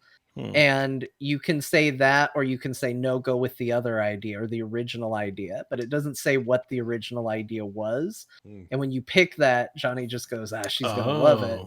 And then it turns out it's a heart. I don't even know Their that. names on I'm it. not even sure that I got a tattoo. Like that's the thing. I think that might have been unique. I definitely got the tattoo, but I didn't. I must have chosen different. I didn't know about So that. did you go on the? Did you go on the date with Rogue? I did. Yeah, I went on a date with Rogue. Yeah, I To let him. There were a couple drive-in, times yeah. where I took him. I let him take over. So yeah, he got to go on a date with Rogue. I did the. It was really Who were your really romances? interesting. I romanced both Judy and River. Judy. Judy. Yeah. Love Judy. Judy's my mom. Oddly enough, like I would have told you like it was gonna be Judy was gonna end up being my ride or die. Near the end, you get a choice to call someone where you kind of lock in who's your romance gonna be. I went with River. It's probably because I'm just a family man these days, and I was like, man, he's really got his shit together. I'm gonna go with the person who's stable and got a family life. He's not gay though. I accidentally came onto him. I swear I didn't do it on purpose, and then he knocked me away. We had this awkward moment Oh no! because I was playing Dude V. And I had like, that all right. with Lady. It lets you go in. It lets you get rejected. I did that. It happened with Judy and with River. Well, It what happened with Pan Am for me. Yes, Pan Am for me was the same because Yeah. I'm playing a lady. I played Lady V the whole thing, and she was like, "No, dude, freaking get away from me," kind of deal. She She's seemed the best. interested for a minute, then she just like slapped my legs off of her or something, or I don't remember, but it was. She's a traditional likes her dudes kind of gal, but that means you don't get her and the entire Nomad family coming with you to the final level. No, it was an option. I could pick. Oh, it. it was really? Yeah, Oh, okay. but it's not what I picked. So you still get the loyalty ride or die with okay. Oh, so okay, good. yeah, I ended up for the final mission. I went with Johnny taking over and going with Rogue. Oh, nice. So that's what I picked. I think maybe the only things that I have to negative to say about the experience is I thought the ending fell a little flat for everything that had happened leading up to it for me. I felt like they want to give you a big choice at the end. Yeah. And I'll try to speak sort of vaguely about it, but we're kind of talking about the ending and it's hard to do. They give you kind of one final choice as Johnny to make. And it's a weird moment where you're controlling Johnny talking to yourself. Yeah. And because that choice can be either really nice or really bad, like your character V is extremely hostile towards him during it. And I didn't feel like we were at that point with our relationship. And then as an extended part of that, because they don't make it just, I don't know if they just didn't want to go this route. It's not just a dialogue choice. You don't just go, I would like ending A or, ending B. You have to either do one thing or walk down a certain path to make your choice and lock it in. But because you can go either way, it kind of robs the moment of like them being at the point in their relationship that they were up to that point where things were kind of locked in. And so it ended up being kind of a bitter farewell that I didn't think should have existed in the name of giving a final choice to the player. And that fell a little flat to me. And then the ending, and I don't know how different all the endings are. So I don't know what the other options are. I don't know how many ways this can go. All I know is that it ended with me undertaking a particular mission, and it ends very ambiguously as to what the future is. in I've space? No, yeah, that's in space. space. And I have no idea. Like, they make slight allusions to maybe you're going to be fine. They make slight allusions to maybe you're not going to be fine. Yeah. It could go a lot of different ways. And even All the the endings person are that like you that, have a think. relationship with, like, it implies your relationship with them is definitely on the rocks. Like, it's a little rough, and it was fine, but then you get to the end of it and it just sort of ends abruptly with a lot of questions still up in the air, and then it dumps you back to your last autosave. And it's like, well, my character's still alive. So there's a part of me that wants to kind of just carry on with where I was at the end of things, but they're like, nah, you're going back to your next autosave so you can see a different ending, I guess, is why. Well, you that can. decision was The made. decision to do that, no matter what, whichever one you do, you still go back to that autosave because they want you to keep playing and doing side content. Yeah. So you'll hang out with Johnny a bunch of times where it's just like, wait a minute, well, he's not here right now. Well, I guess that's true because like Yeah. he wouldn't technically be I around, but then I have I have a feeling as ambiguous as the ending is, the expansion. I'm hoping the expansion continues because all the endings kind of leave it where it doesn't answer, except the ones where you positively kill yourself or die. Yeah. It's all like, I don't know, the relic's gonna eat you alive. You only have a number of days left. Live hard and enjoy. So I Yeah. could see them picking up the story from something like that. Yeah, I could see that. I thought it was good. I mean, those are honestly, those are two kind of minor things. Like they didn't ruin my experience. I just, in a world where we very much judge how do they stick the landing on endings and things like that, it felt like it mostly stuck for me. But I had a couple of things that just felt a little weird in the sake of being open-ended. But it was a really special game, and I got super absorbed into it. Like maybe a testament to how graphically impressive that game is. Like I was dreaming about that game when I wasn't playing it. Like it got in my head in a big bad way. So, kudos to them. I thought about the story a lot, and again, I just think that the relationship they built between V and Johnny was really a fun one. I don't even remember what it was, but I just remember laughing out loud because there was some mission where you make some offhanded comment that's clearly a shot at him, and he's just sitting in the corner and he just flips you off, and you get the option to just flip him off back. So then he double flips you off. And I just started cracking up laughing because it was just like my wife and I do that to each other. Like it felt like they were just suddenly this married couple where it's just like their little spats in the room. And then you kind of picture it like, what does it look like to other people? V's just over flipping off the corner of somebody's room.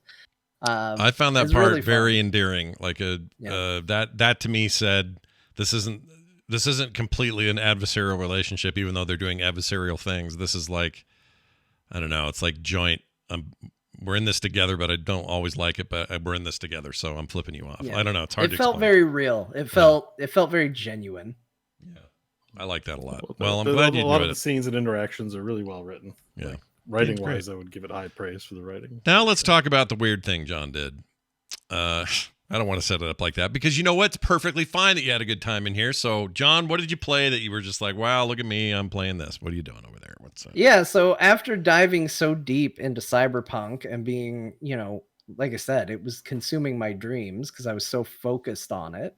I decided I needed a palate cleanser. And even though I'm usually the first person to say, I don't want to play a good game, I want to stay bad, I needed some mindless multiplayer like business to just get into. And I sure as shit wasn't going to play Overwatch 2. So I decided to play Fortnite. Still can't figure out why you hate Overwatch so much. I Okay, let me be real on Overwatch for a second, because yes, I like to meme on how much I hate Overwatch. Overwatch is a fine game. It's very good for what it is. It hasn't changed enough for me to interest me since I burned out of interest playing it when it was Overwatch 1. Fair enough. That's it. Which mostly... And it killed Heroes of the Storm. It was one of the things. Oh, yeah, that's the other thing is you've got a murder rap on the thing that a lot of other players may not have, and I understand it because in some ways I think you're 100% right on that. But all right, fair enough. You're Overwatch 2 not going to do it for you, but another very popular thing did. Well, there's also a threshold because we've joked in the past that they put everything in not Overwatch, in Fortnite. Like our D&D campaign is like sneaking into Fortnite at this point, in a way that Bo's really thrilled about. But everything is winding up in Fortnite. And so there exists a threshold of how into John's interests can it get before he reinstalls Fortnite, and it's like Spider-Man's in there. I didn't install Fortnite for Spider-Man. You did it for Mando, right? Mandalorian, I think. I did get Mandalorian, but then they had Boba Fett in there, and I didn't install it for Boba Fett. And same with like Obi-Wan Kenobi and stuff like that. That didn't break the threshold. But they put Laura Kinney, Wolverine, sometimes called X-23, in there as a skin and a pack. And I was like, shit. She's cool. I have to show my support because I think she's the best Wolverine. And I was like, She's pretty great. I gotta continue to support anytime people acknowledge that character because it was good. Yeah. So I logged in and I got it, and I was like, well, let's just try it. Let's just see how it goes. And I played a game, and I got a victory royale. What? Your first back in? My first match back in, I got a victory royale. Okay. And I was like, well, or no, I apologize. First match back in, I accidentally did the build mode, which I wanted to play no build because I don't like the building. The no build game, I got second place. Okay. Still pretty good. I was like, okay, shit, I got to do no build mode. Yeah, no build is the only good mode. I got first place. I got all right. I already see chat playing against bots. No, I wasn't. Shut up. So that you know of. It's fine. It's fine. No, I've played enough Fortnite to not be matched against bots. No, I'm not saying that. I'm saying I don't know if the game, I can never tell when these games are sneaking them in anymore. Because sometimes they just straight up do. Really so who knows? But I don't think you were. If I was to bet money, I'd say John played real people. But so I did it, and then I was like, all right, well, I'm doing good. I'm buy the battle pass. So I bought the battle pass. I was like, let's see how it goes. I can talk about it on Core. We always talk about monetizations and stuff like that. Like, let's see how Fortnite does it, because I've heard from people, like, it's one of the things when we talk about it, it is one of the comments we get all the time. What do you think about Fortnite? You don't say anything about Fortnite. Why isn't talking about Fortnite? Yeah, comes up about Fortnite. Yep. So I bought the battle pass, and I actually really like where that system has evolved. There is still like some predatory elements to it. Like, they definitely make it feel like you have the freedom to do whatever you want with it, because it's like no longer just about get to this level to get this thing. Like, it's like, hey, if you can get to level 50 on the battle pass, or if you buy X amount of things from the previous page or pages, you can get this stuff even if you're not level 50. Well, they put prerequisites on stuff that when you get to looking at it, it's not as open as it pretends to be. Now, at the end of the day, if you don't care about those things, it's still optional. Like, none of it is forced. I imagine Overwatch 2 is a lot like this, where it's like, well, you either decide to do it or you don't. Yeah. But like, so it was a case of, I really wanted X skin, but that skin had a prerequisite that you had to buy everything else on the page before you could buy that skin. But one of the things on the page was a variant for a skin from another page. And that skin had a prerequisite of buy everything from this page too. Uh-oh. So it looks very much like, oh, you can do whatever you want. But it turns out you can't really when you get right down to it. You, depending on what you want, might have very strict guidelines about what you buy, which is still better than just making you buy everything or having a set linear path, which is what back when I played the first time it was just like, you get this at this level and then you go up to the next level and you get this. There is still some control that you get to have, and you can skip some things you don't want, and all that still applies.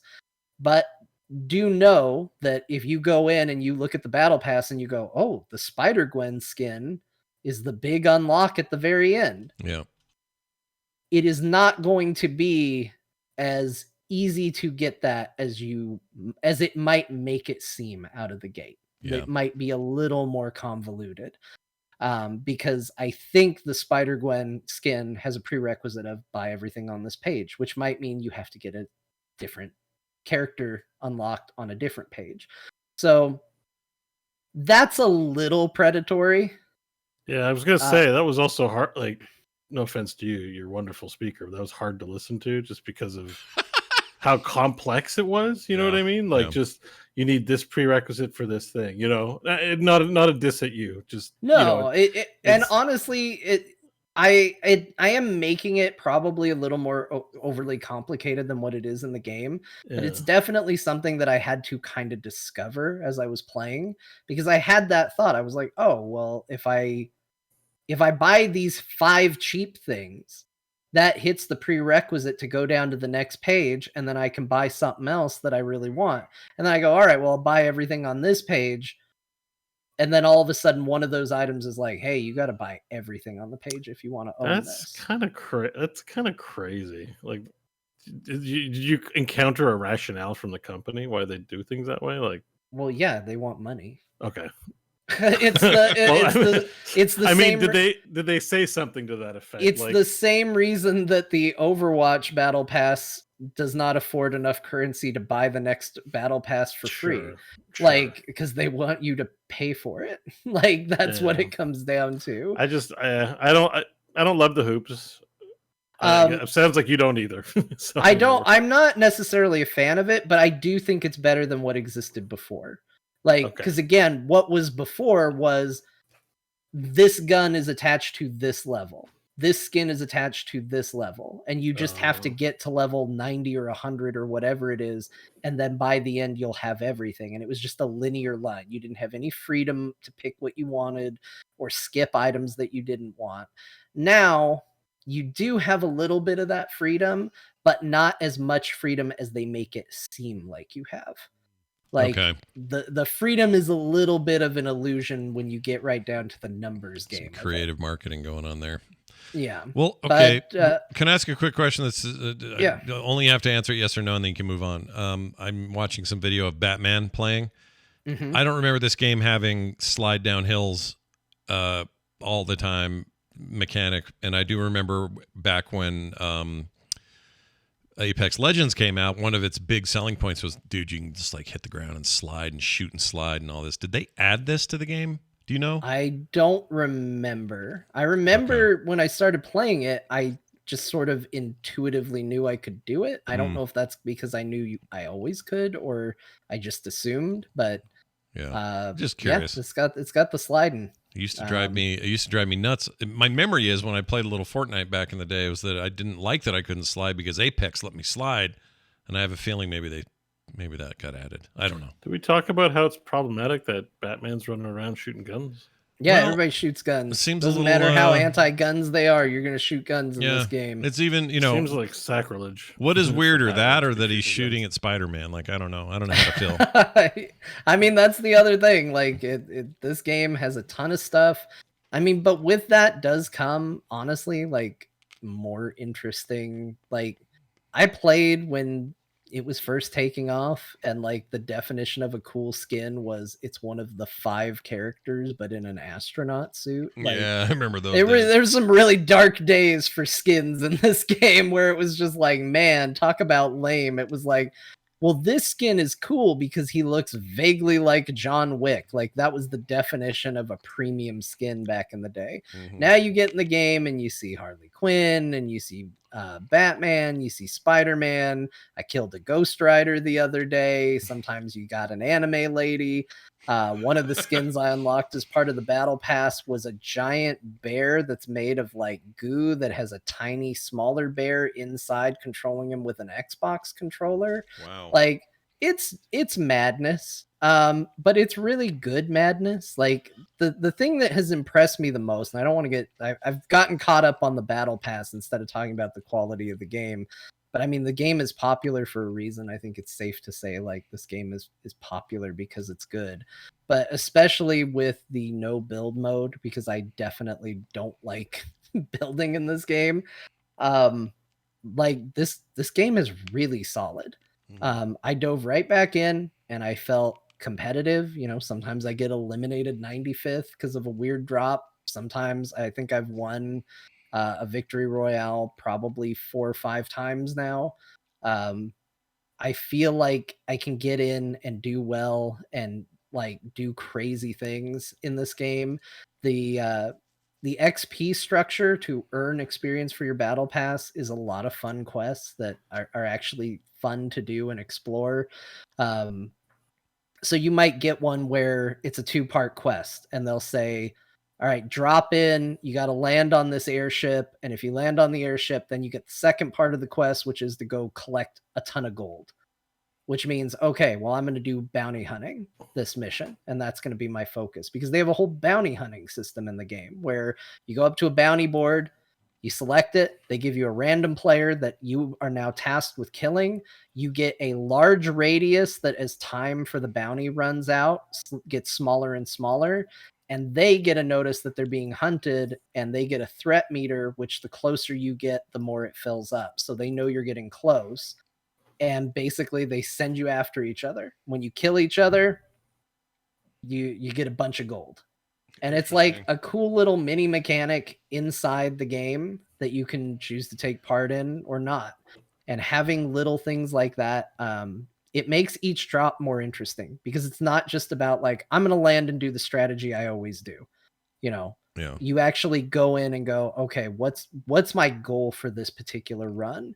Is it to explore the map? Is it to get keys? Is it to bounty hunt? Is it to, knock objectives off my quest log? What do I want to do from this run? Which, I mean, only one person wins a match. Makes it feel better when you inevitably don't win the match, because you at least get to go, look at all the XP I unlocked, and I unlocked a bunch of levels in my battle pass. This feels great. Well, this is why part of the reason I never go back to this game is not any of these cool things you're talking about. Also, the engine's beautiful. The game still looks really good. It plays smooth. It's like get in, shoots well. Like all that stuff is on display. Where I struggle is just the core. I'm so done with Battle Royale. I can't do it anymore. I just don't want to play that. Do you feel? I don't know. Do you feel like this bounty system and things like that help transcend that a little bit and make it less arduous to start a new thing? I don't know, because I'm in the same boat as you. Like, I didn't really have a ton of interest in playing a Battle Royale again, but here I am doing it. And I don't know if that's because that's just something I told myself, but it turns out it wasn't true, or if there is enough diversity that I can get in and do cool things. Like, I fought a boss the other day in this, which was really cool. Like I landed and went into a place called I don't remember the name of it, but it was like, she's featured in the little trailer for the story or whatever, and she came out and it was a full-on boss fight. She'd appear, she'd have phases, like here's a shield phase where she sends wolves after you, here's a phase where you fight her directly. And went through this whole thing, killed her, was like, hell yeah, I killed her. She dropped a bunch of stuff. I was looking at the stuff she dropped, and someone killed me and took all her loot. And I was like, oh shit. But it was a different experience than, a typical Battle Royale where it's just, okay, I got to get the best gun. Okay, I got to get a hiding spot. That's with good to vehicles hear, and the traversal they've put in, the circle is kind of minimized. So like, the game is less about like, oh God, I got to get to the next spot. I absolutely have to. And more about just like, you have time to have fun in the world. Like they have fishing in the game, because Bo loves fishing in every game.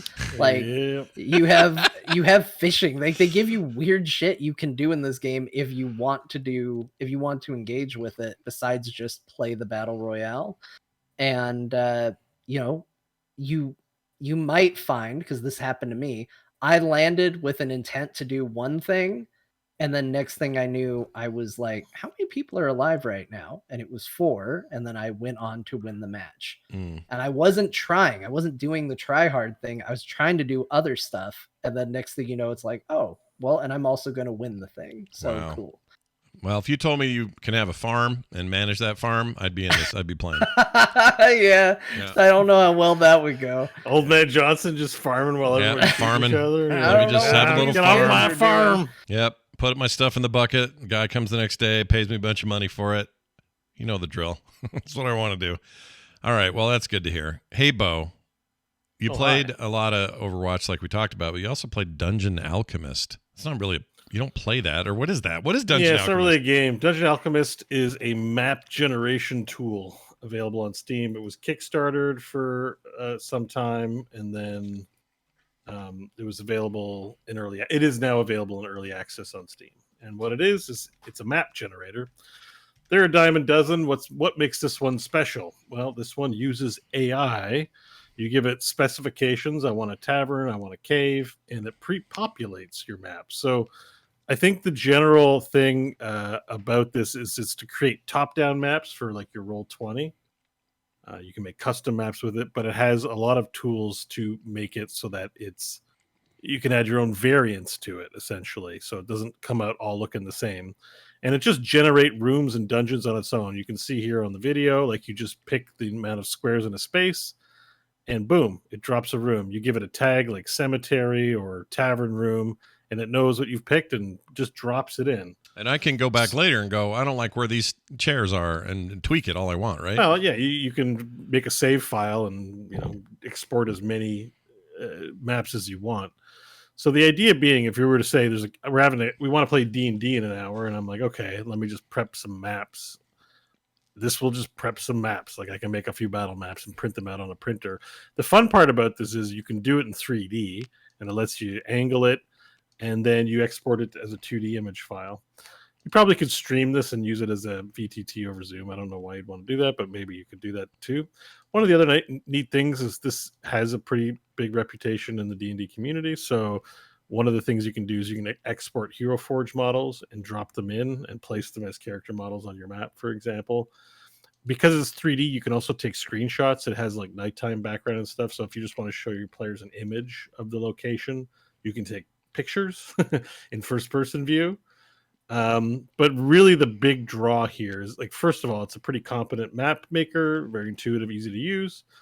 But second is just the time savings. Whenever I got to make a custom map, I got to buy the assets on Roll20. I got to find them. I got to put a chair here. Is there a manacle on the ground? Okay. Like all that time spent hunting for that stuff is like, it takes time. Yeah. Being able to just click, give a tag to the room, say this is a jail room, and have it just populate a random one. They're not always the same one. The size might be different. It uses its procedural generation to come up with a unique looking room. And then you can make a full map. You can make a dungeon. It's still in early access. They're planning on more biomes and more art assets. There's a ton of art assets in here, but essentially it's like creme de la creme of map makers. And it's a pretty hefty price for these. Usually the prices on these are in the $20 to $30 range. This, at least Canadian, ran me almost $50. Oh. So, but it's good. I had been aware of it for a while, but then the account followed me on Twitter, and I was like, oh, I can give it a follow back. And I was like, I'm going to make sure to take some time and check it out. So I did check it out this week. And this is definitely going into my cache of top tier tools, along with Wonder Draft. It seems awesome. Can you go in there and cool. Move around in it? There's no like game mode. No, there's no game. Tailspire is one that we've talked about before, which is an attempt to make a video game as a virtual tabletop, but it has all of its own assets. This is just a map making tool.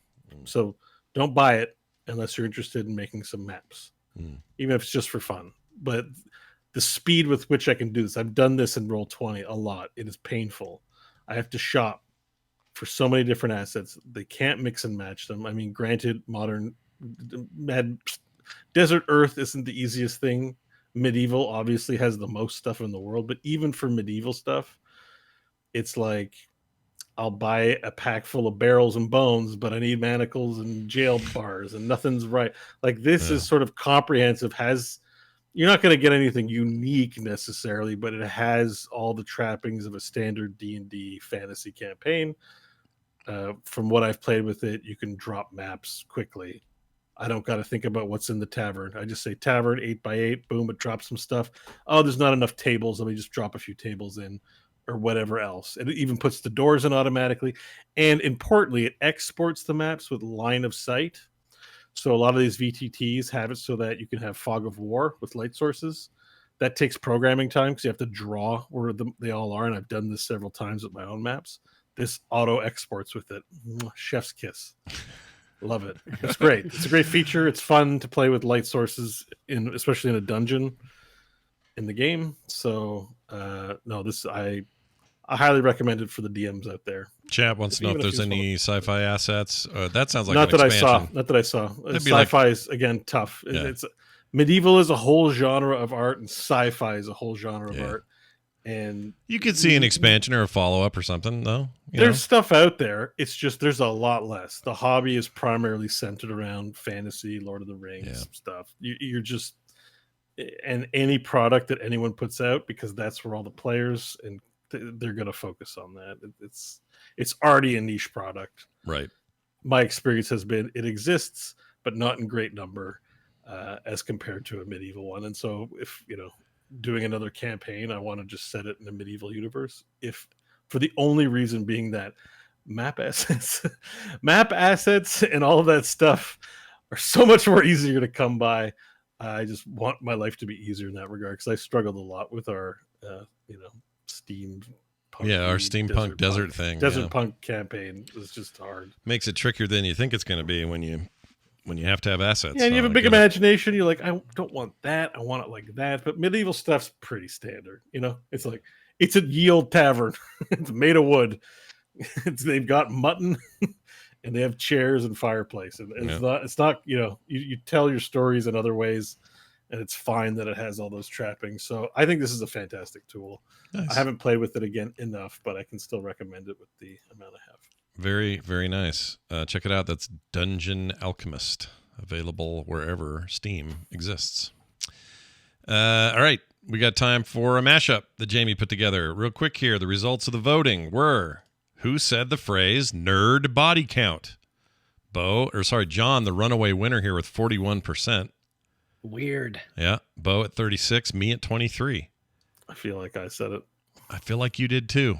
I voted for you. I voted for Scott because really? I feel like it's been Bo 2 weeks in a row. I'm metagaming now. All right. Nicely done. So we're going to play it. What else can you do? I don't blame you. See how things go here. Jamie's very proud of this one. He's told me a number of times. So let's find out why. When I hit play. I don't remember how the ending part goes. Today, before the show, freaking beat it.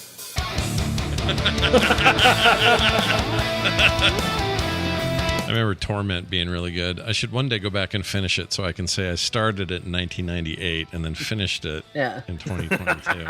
Thinking you beat a lot of games if you just install games you've already beaten and load up your last save and go, do the last 5 minutes and call it a day. Sure. Yeah. Here's the thing about Brian Ibbott. I mean this not in a negative way because Peter Parker could show up at his house, poop on the floor in front of his door, and say, Brian, please rub your face in my Peter Parker poop, and he'd do it. My feeling is that it counts. Of course it counts. 100%. My feeling is that it does count to go back and tie up loose ends. And there's no reason. Had you ever beaten it before? No. What does it matter? Okay. It does a little bit. No, it doesn't at all. You have it completed or you don't have it completed. Those are the two states, which is annoying because if you're gonna have a cool, you better pull it out once in a while. Be a good little tot. Oh, tot. What do you think, Todd? Is that your top? Like BDSM talk. Like jeez. Oh, gee, I was like, be a good little top, like a spinning toy. But I was like, no, like bondage. Oh, that's hilarious. One good turn deserves another. John, are there any incomplete games? If this is going to turn into a competition. I've got so many games finished this year. I just, I need to slow down. Nothing but completion. What's your number at? I don't remember, but considering I've now finished my 8th Final Fantasy in a row, I don't think that's all been this year. Those were all this year? And that's just the Final Fantasy series. So that's great. It's 2023. Sorry, I forgot what an innocent top is. In 1980s, I would have been a toy, but like in 2023. Very different. It's all BDSM all day, I guess. After Orc Massage, nothing's the same. Now, let me ask you this. Had I restarted a brand new save in Origins, which is the game I beat, that would count more in your book? That would definitely count. I think this probably counts, but I feel like, there's an asterisk next to it. Why, though? It's still, the goal is completion. There's no rules about how much time did it take you. You started it at some point, you played it, you had a gap, then you played more, and then you beat it. That's still beating it. This is like nerd body count. Like how many people you slept with and what counts as sleeping with. yeah. Except it involves completing video games. Wait, that was Bo. He did. It was Bo. It was Bo. Yep. Oh man. Although, again. To be fair, I was a little confused because I thought it was a different conversation, and I was a little worried about how cringe it was going to be. Oh, I definitely did not remember it. We talked about how many people we slept with. That's what I thought it was going to be. That. Oh, we did. Did we? Did we talk about that? We did. It was It was the highlight of our show, really. Well, was I embarrassed? Because no, you were. Scott's like, how did I feel about this? If I remember correctly, Scott, you started it. Oh, maybe I started the whole thing. No, I might have brought it up. That's why I remembered it, because I felt like that was kind of a cringe thing to bring up. No one ever believes me, but I was a virgin when I met my wife, and so I probably brought that up. And you told us it was. You know how many people I slept with? One. Yeah, but one. I think I prompted it. Like I think I take, as I'm sometimes guilty of, start talking about things not video game related. I think I brought it there. No, it's I all take right. responsibility. Okay. No, I thought it was going to be that conversation because I thought that was the nerd body count, but Yeah. I guess that's just regular body count. So. That's just regular old, good old fashioned body count.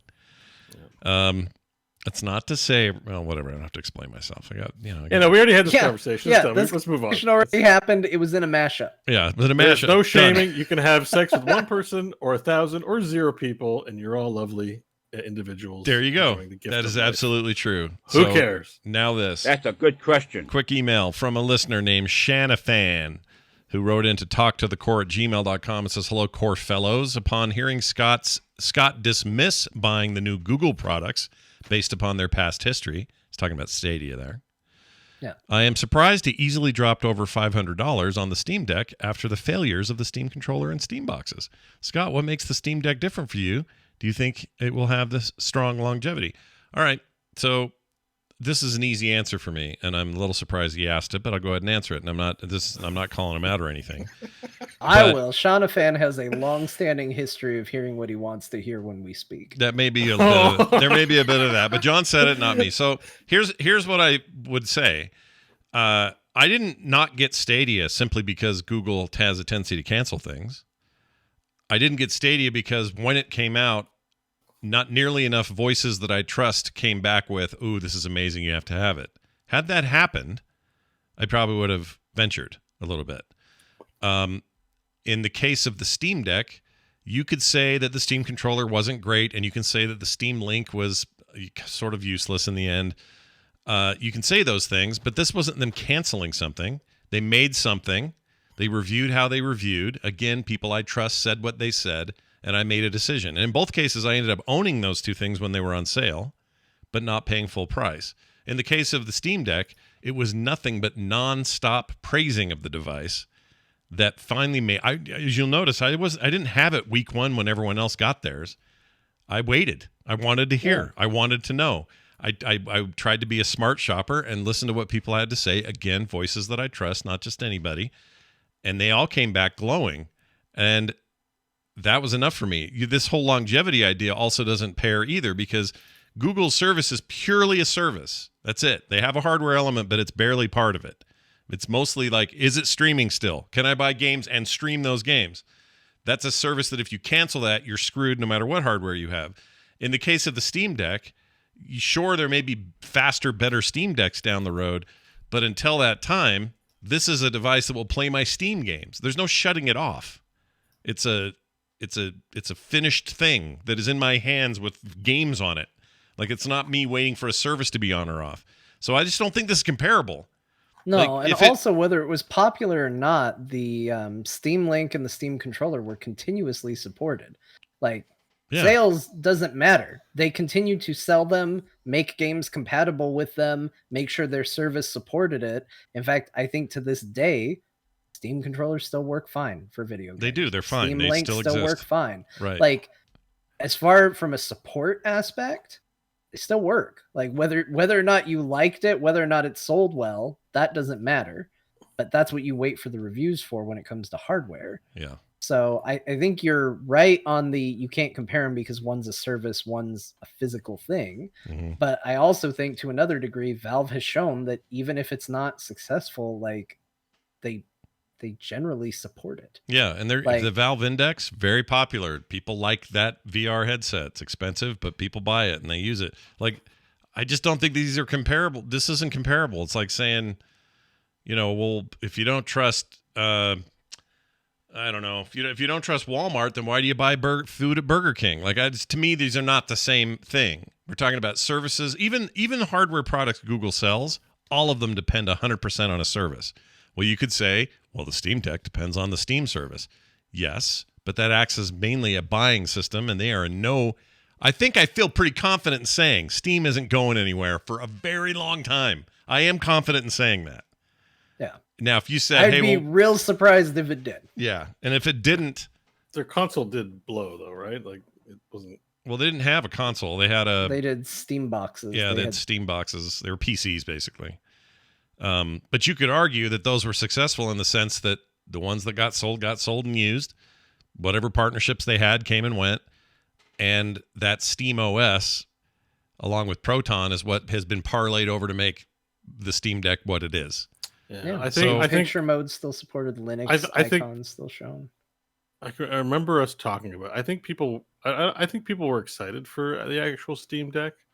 I think probably the reason why it didn't take off is because consoles exist, and there wasn't anything special about the Steam console.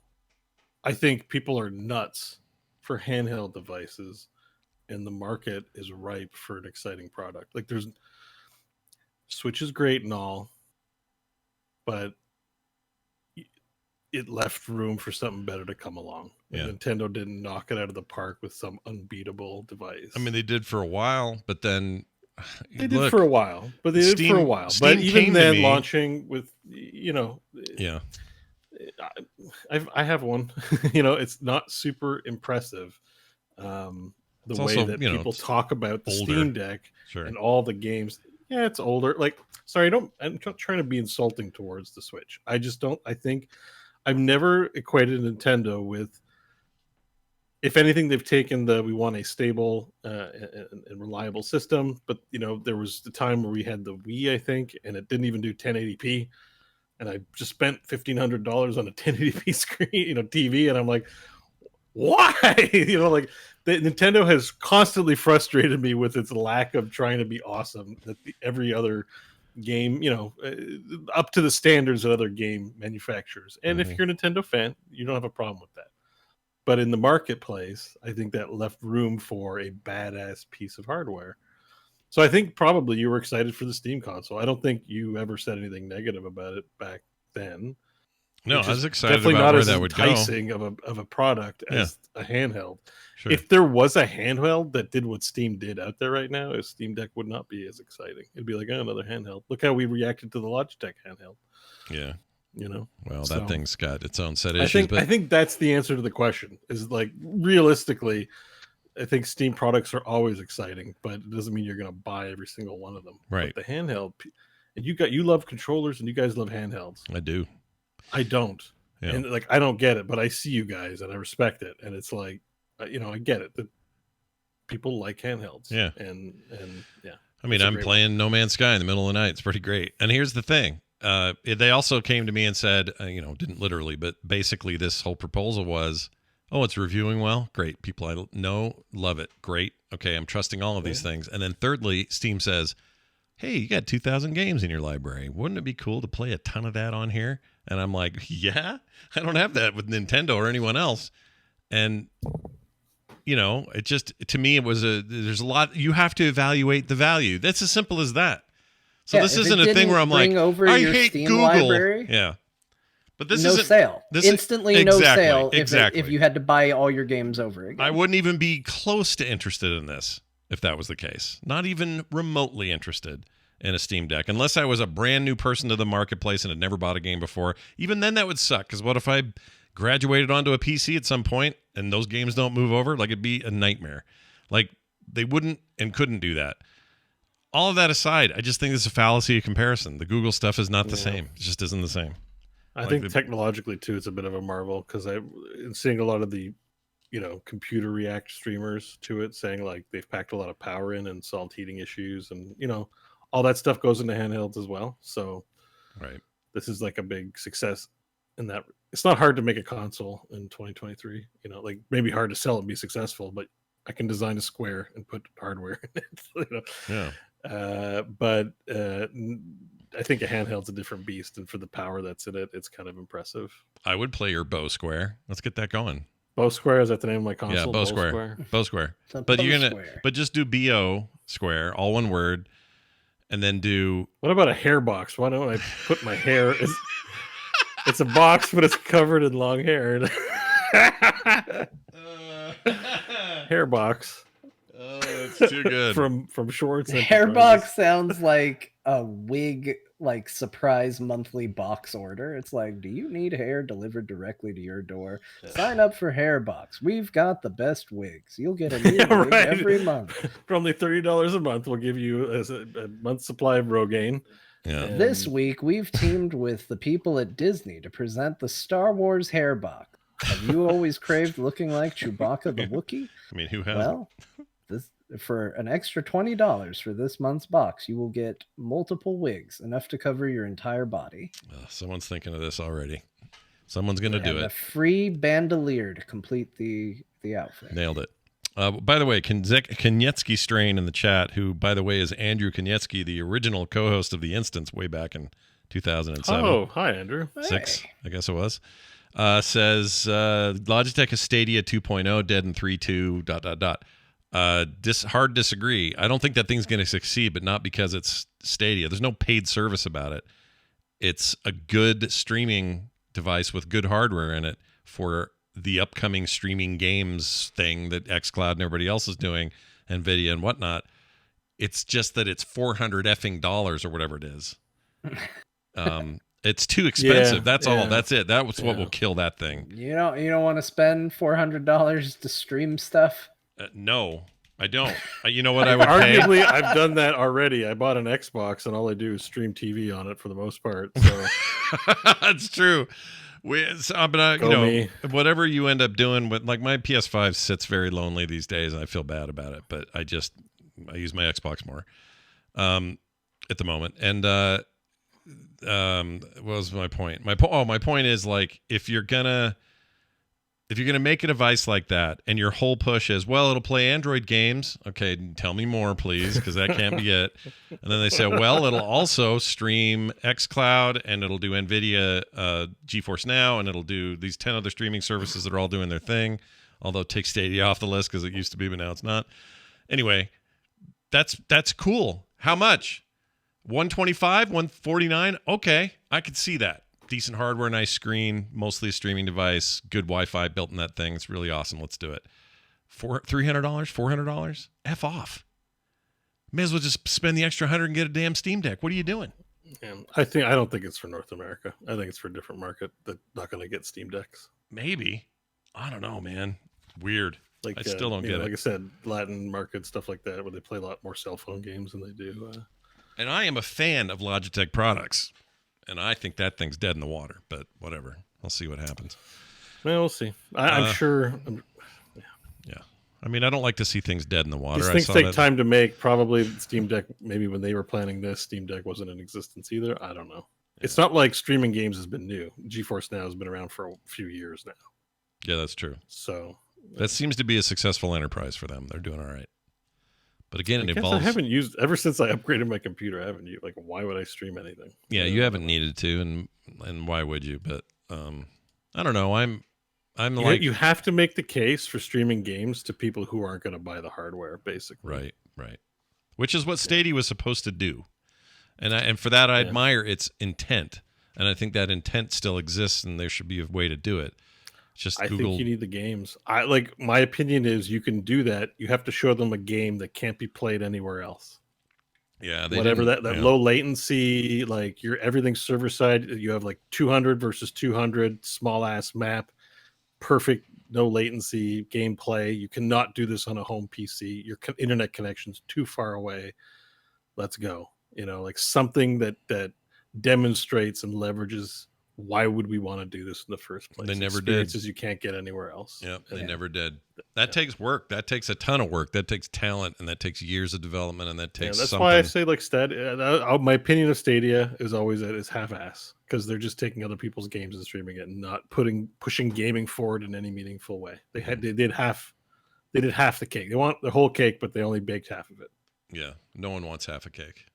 At least in that regard, I can give big credit to Nintendo, who I was scrunching on a little bit, or whatever the word is. Like, they put out their own games for their device, and they're pretty incredible. And they're great games. That's what they live on. You're 100% correct. Would the Steam survive without great, amazing Nintendo first-party development? The answer is no. No. Nintendo is its IP. Yeah. And Xbox has it, and PlayStation values it. They all have their. It's why they do exclusives, because you associate something with the brand that they do well, that is showcased in the games they have. What's Stadia like? We don't got to do that. We're engineers, man. We can just make a great device. Kids don't care. Kids want to see like cool ass rainbows and shit. Yeah, and guns. Yeah, rainbows and guns. That's what they want. Give them what they want. Shanafan, thanks for the email. If you'd like to be like him and send us emails, we'll answer them. talktothecore@gmail.com. That's talktothecore@gmail.com. All right. That's going to do it today. That was a good full show. A long one. Yeah. We're used to doing these long ones Full now. and long. Good Very thing long. it's Friday. Do we leave time for us to play Overwatch? I doubt it, given, well, I don't know. I hear little feet upstairs, but I don't know if that means I'm involved. I might still play Overwatch tonight. I don't know. We'll talk. I might still play. I might still have time. I'm definitely playing, so but, All I right. didn't want to rush the show. It's going to take as long as it's going to take. But It takes what it takes. Playing. Oh, Jesus. It takes a long time, but we do it. That's gonna do it. Boy, did you hear what he said? We don't have to get in the whole topic. I about did. It. It was interesting. It was I really loved interesting. It was good. Yeah, I'm surprised I don't know. It just seemed like it was a big deal for him to show I heard that. it and I couldn't stop thinking about it. Yeah, there you go. It was Well, impactful. it's a positive thing, right? It's just like, it's this precious little thing we have, this planet. Take care of it, man. Yeah, that's kind of the message. And I don't know. It's nice to hear Kirk. It's nice to hear Shatner get a little humble once in a while because he's kind of a cocky ass in a lot of ways. Yeah. Just ask his co-host. Anyway, as we all get to our twilight of our life, we do think of these things. Yeah. I think it's beautiful that he expresses that. That's something we're comfortable with. We want to make jokes and not talk about these things. Exactly. But it's good to be acquainted with. It can't all be this. Oh, Jesus. It can't be all that. It can sometimes. He wasn't thinking all that when he was saying that. No. I don't think. No. He was saying, Jeff Bezos, quit touching my wiener. All right, I'm going to do... He was at the Cherry Poke. Yeah, he was at the Cherry Poke. Watch out for Cherry Poke. All right, we're done. That's the show. Patreon. Hey, wait, what about Grandma? Yeah. Is Grandma in the house, or are we skipping Grandma? Oh, Grandma. No, yeah, Grandma. Well, wait. Don't we usually do Grandma at the very end? We'll do Grandma at the very end. Patreon.com/core show is a place to support the show. If you haven't already, please jump in. Thank you to everybody who throws a little dollar here or there our way. It means a lot. Keeps you out of the advertising world. You never have to hear an ad. You never have to do any of that. You get bonus content for every episode. Top of the show, back end of the show, all kinds of stuff in its own separate little thing. It's a little private feed, and you can get it easy if you just go sign up today at patreon.com/core show. frogpants.com/core for everything else. We now turn to Grandma, who will tell everybody what the hell we played today. If in case you weren't writing it down or paying attention, Grandma, take it away. Now, I understand every one of you out there is very distracted. You've got double screen experiences and you're worried about your cherry pokes and your concerts. So as a result, you probably don't remember the video games we talked about. So here's what they are. Overwatch 2 got a lot of time. Should be grateful. No Man's Sky got a patch, and so it got brought up again. And Scott played Scorn, which we now know is a video game and not an art style. John played Final Fantasy X. Don't worry, folks, there's only 14 of them. And he finished Cyberpunk 2077 in a true anything you can do, I can do slightly later to Scott. He also played Fortnite because he's one of the hip kids on the show. He's into what the children are doing, and he's hello, my fellow teens. Bo also played Overwatch 2, and he plugged Dungeon Alchemist, which I gotta admit looks pretty good. If I could make a tavern instantly, I would do it. And get plastered right now. Hey, Grandma, you forgot about Brotato. Oh, Brotato. Oh, and I read the notes, and Scott didn't put it in the notes. I'm an old woman. We can't expect Grandma to get it every time, but you did a great job. Brotato, look it up and make your own damn decision. That's right. Brotato, available All right, now. Grandma, I'm hungry. Make me dinner. Make me dinner, Make Grandma. it yourself. That's going to do it for today's show. Thank you all for listening. Thank you, live audience, for hanging out with us for this long. We really appreciate it, and thanks for being patient on the day switch this week. We'll be back to normal Thursday next week. And between now and then, go play some video games. We'll see you then. This show is part of the Frog Pants Network. Yes. Get more at frogpants.com.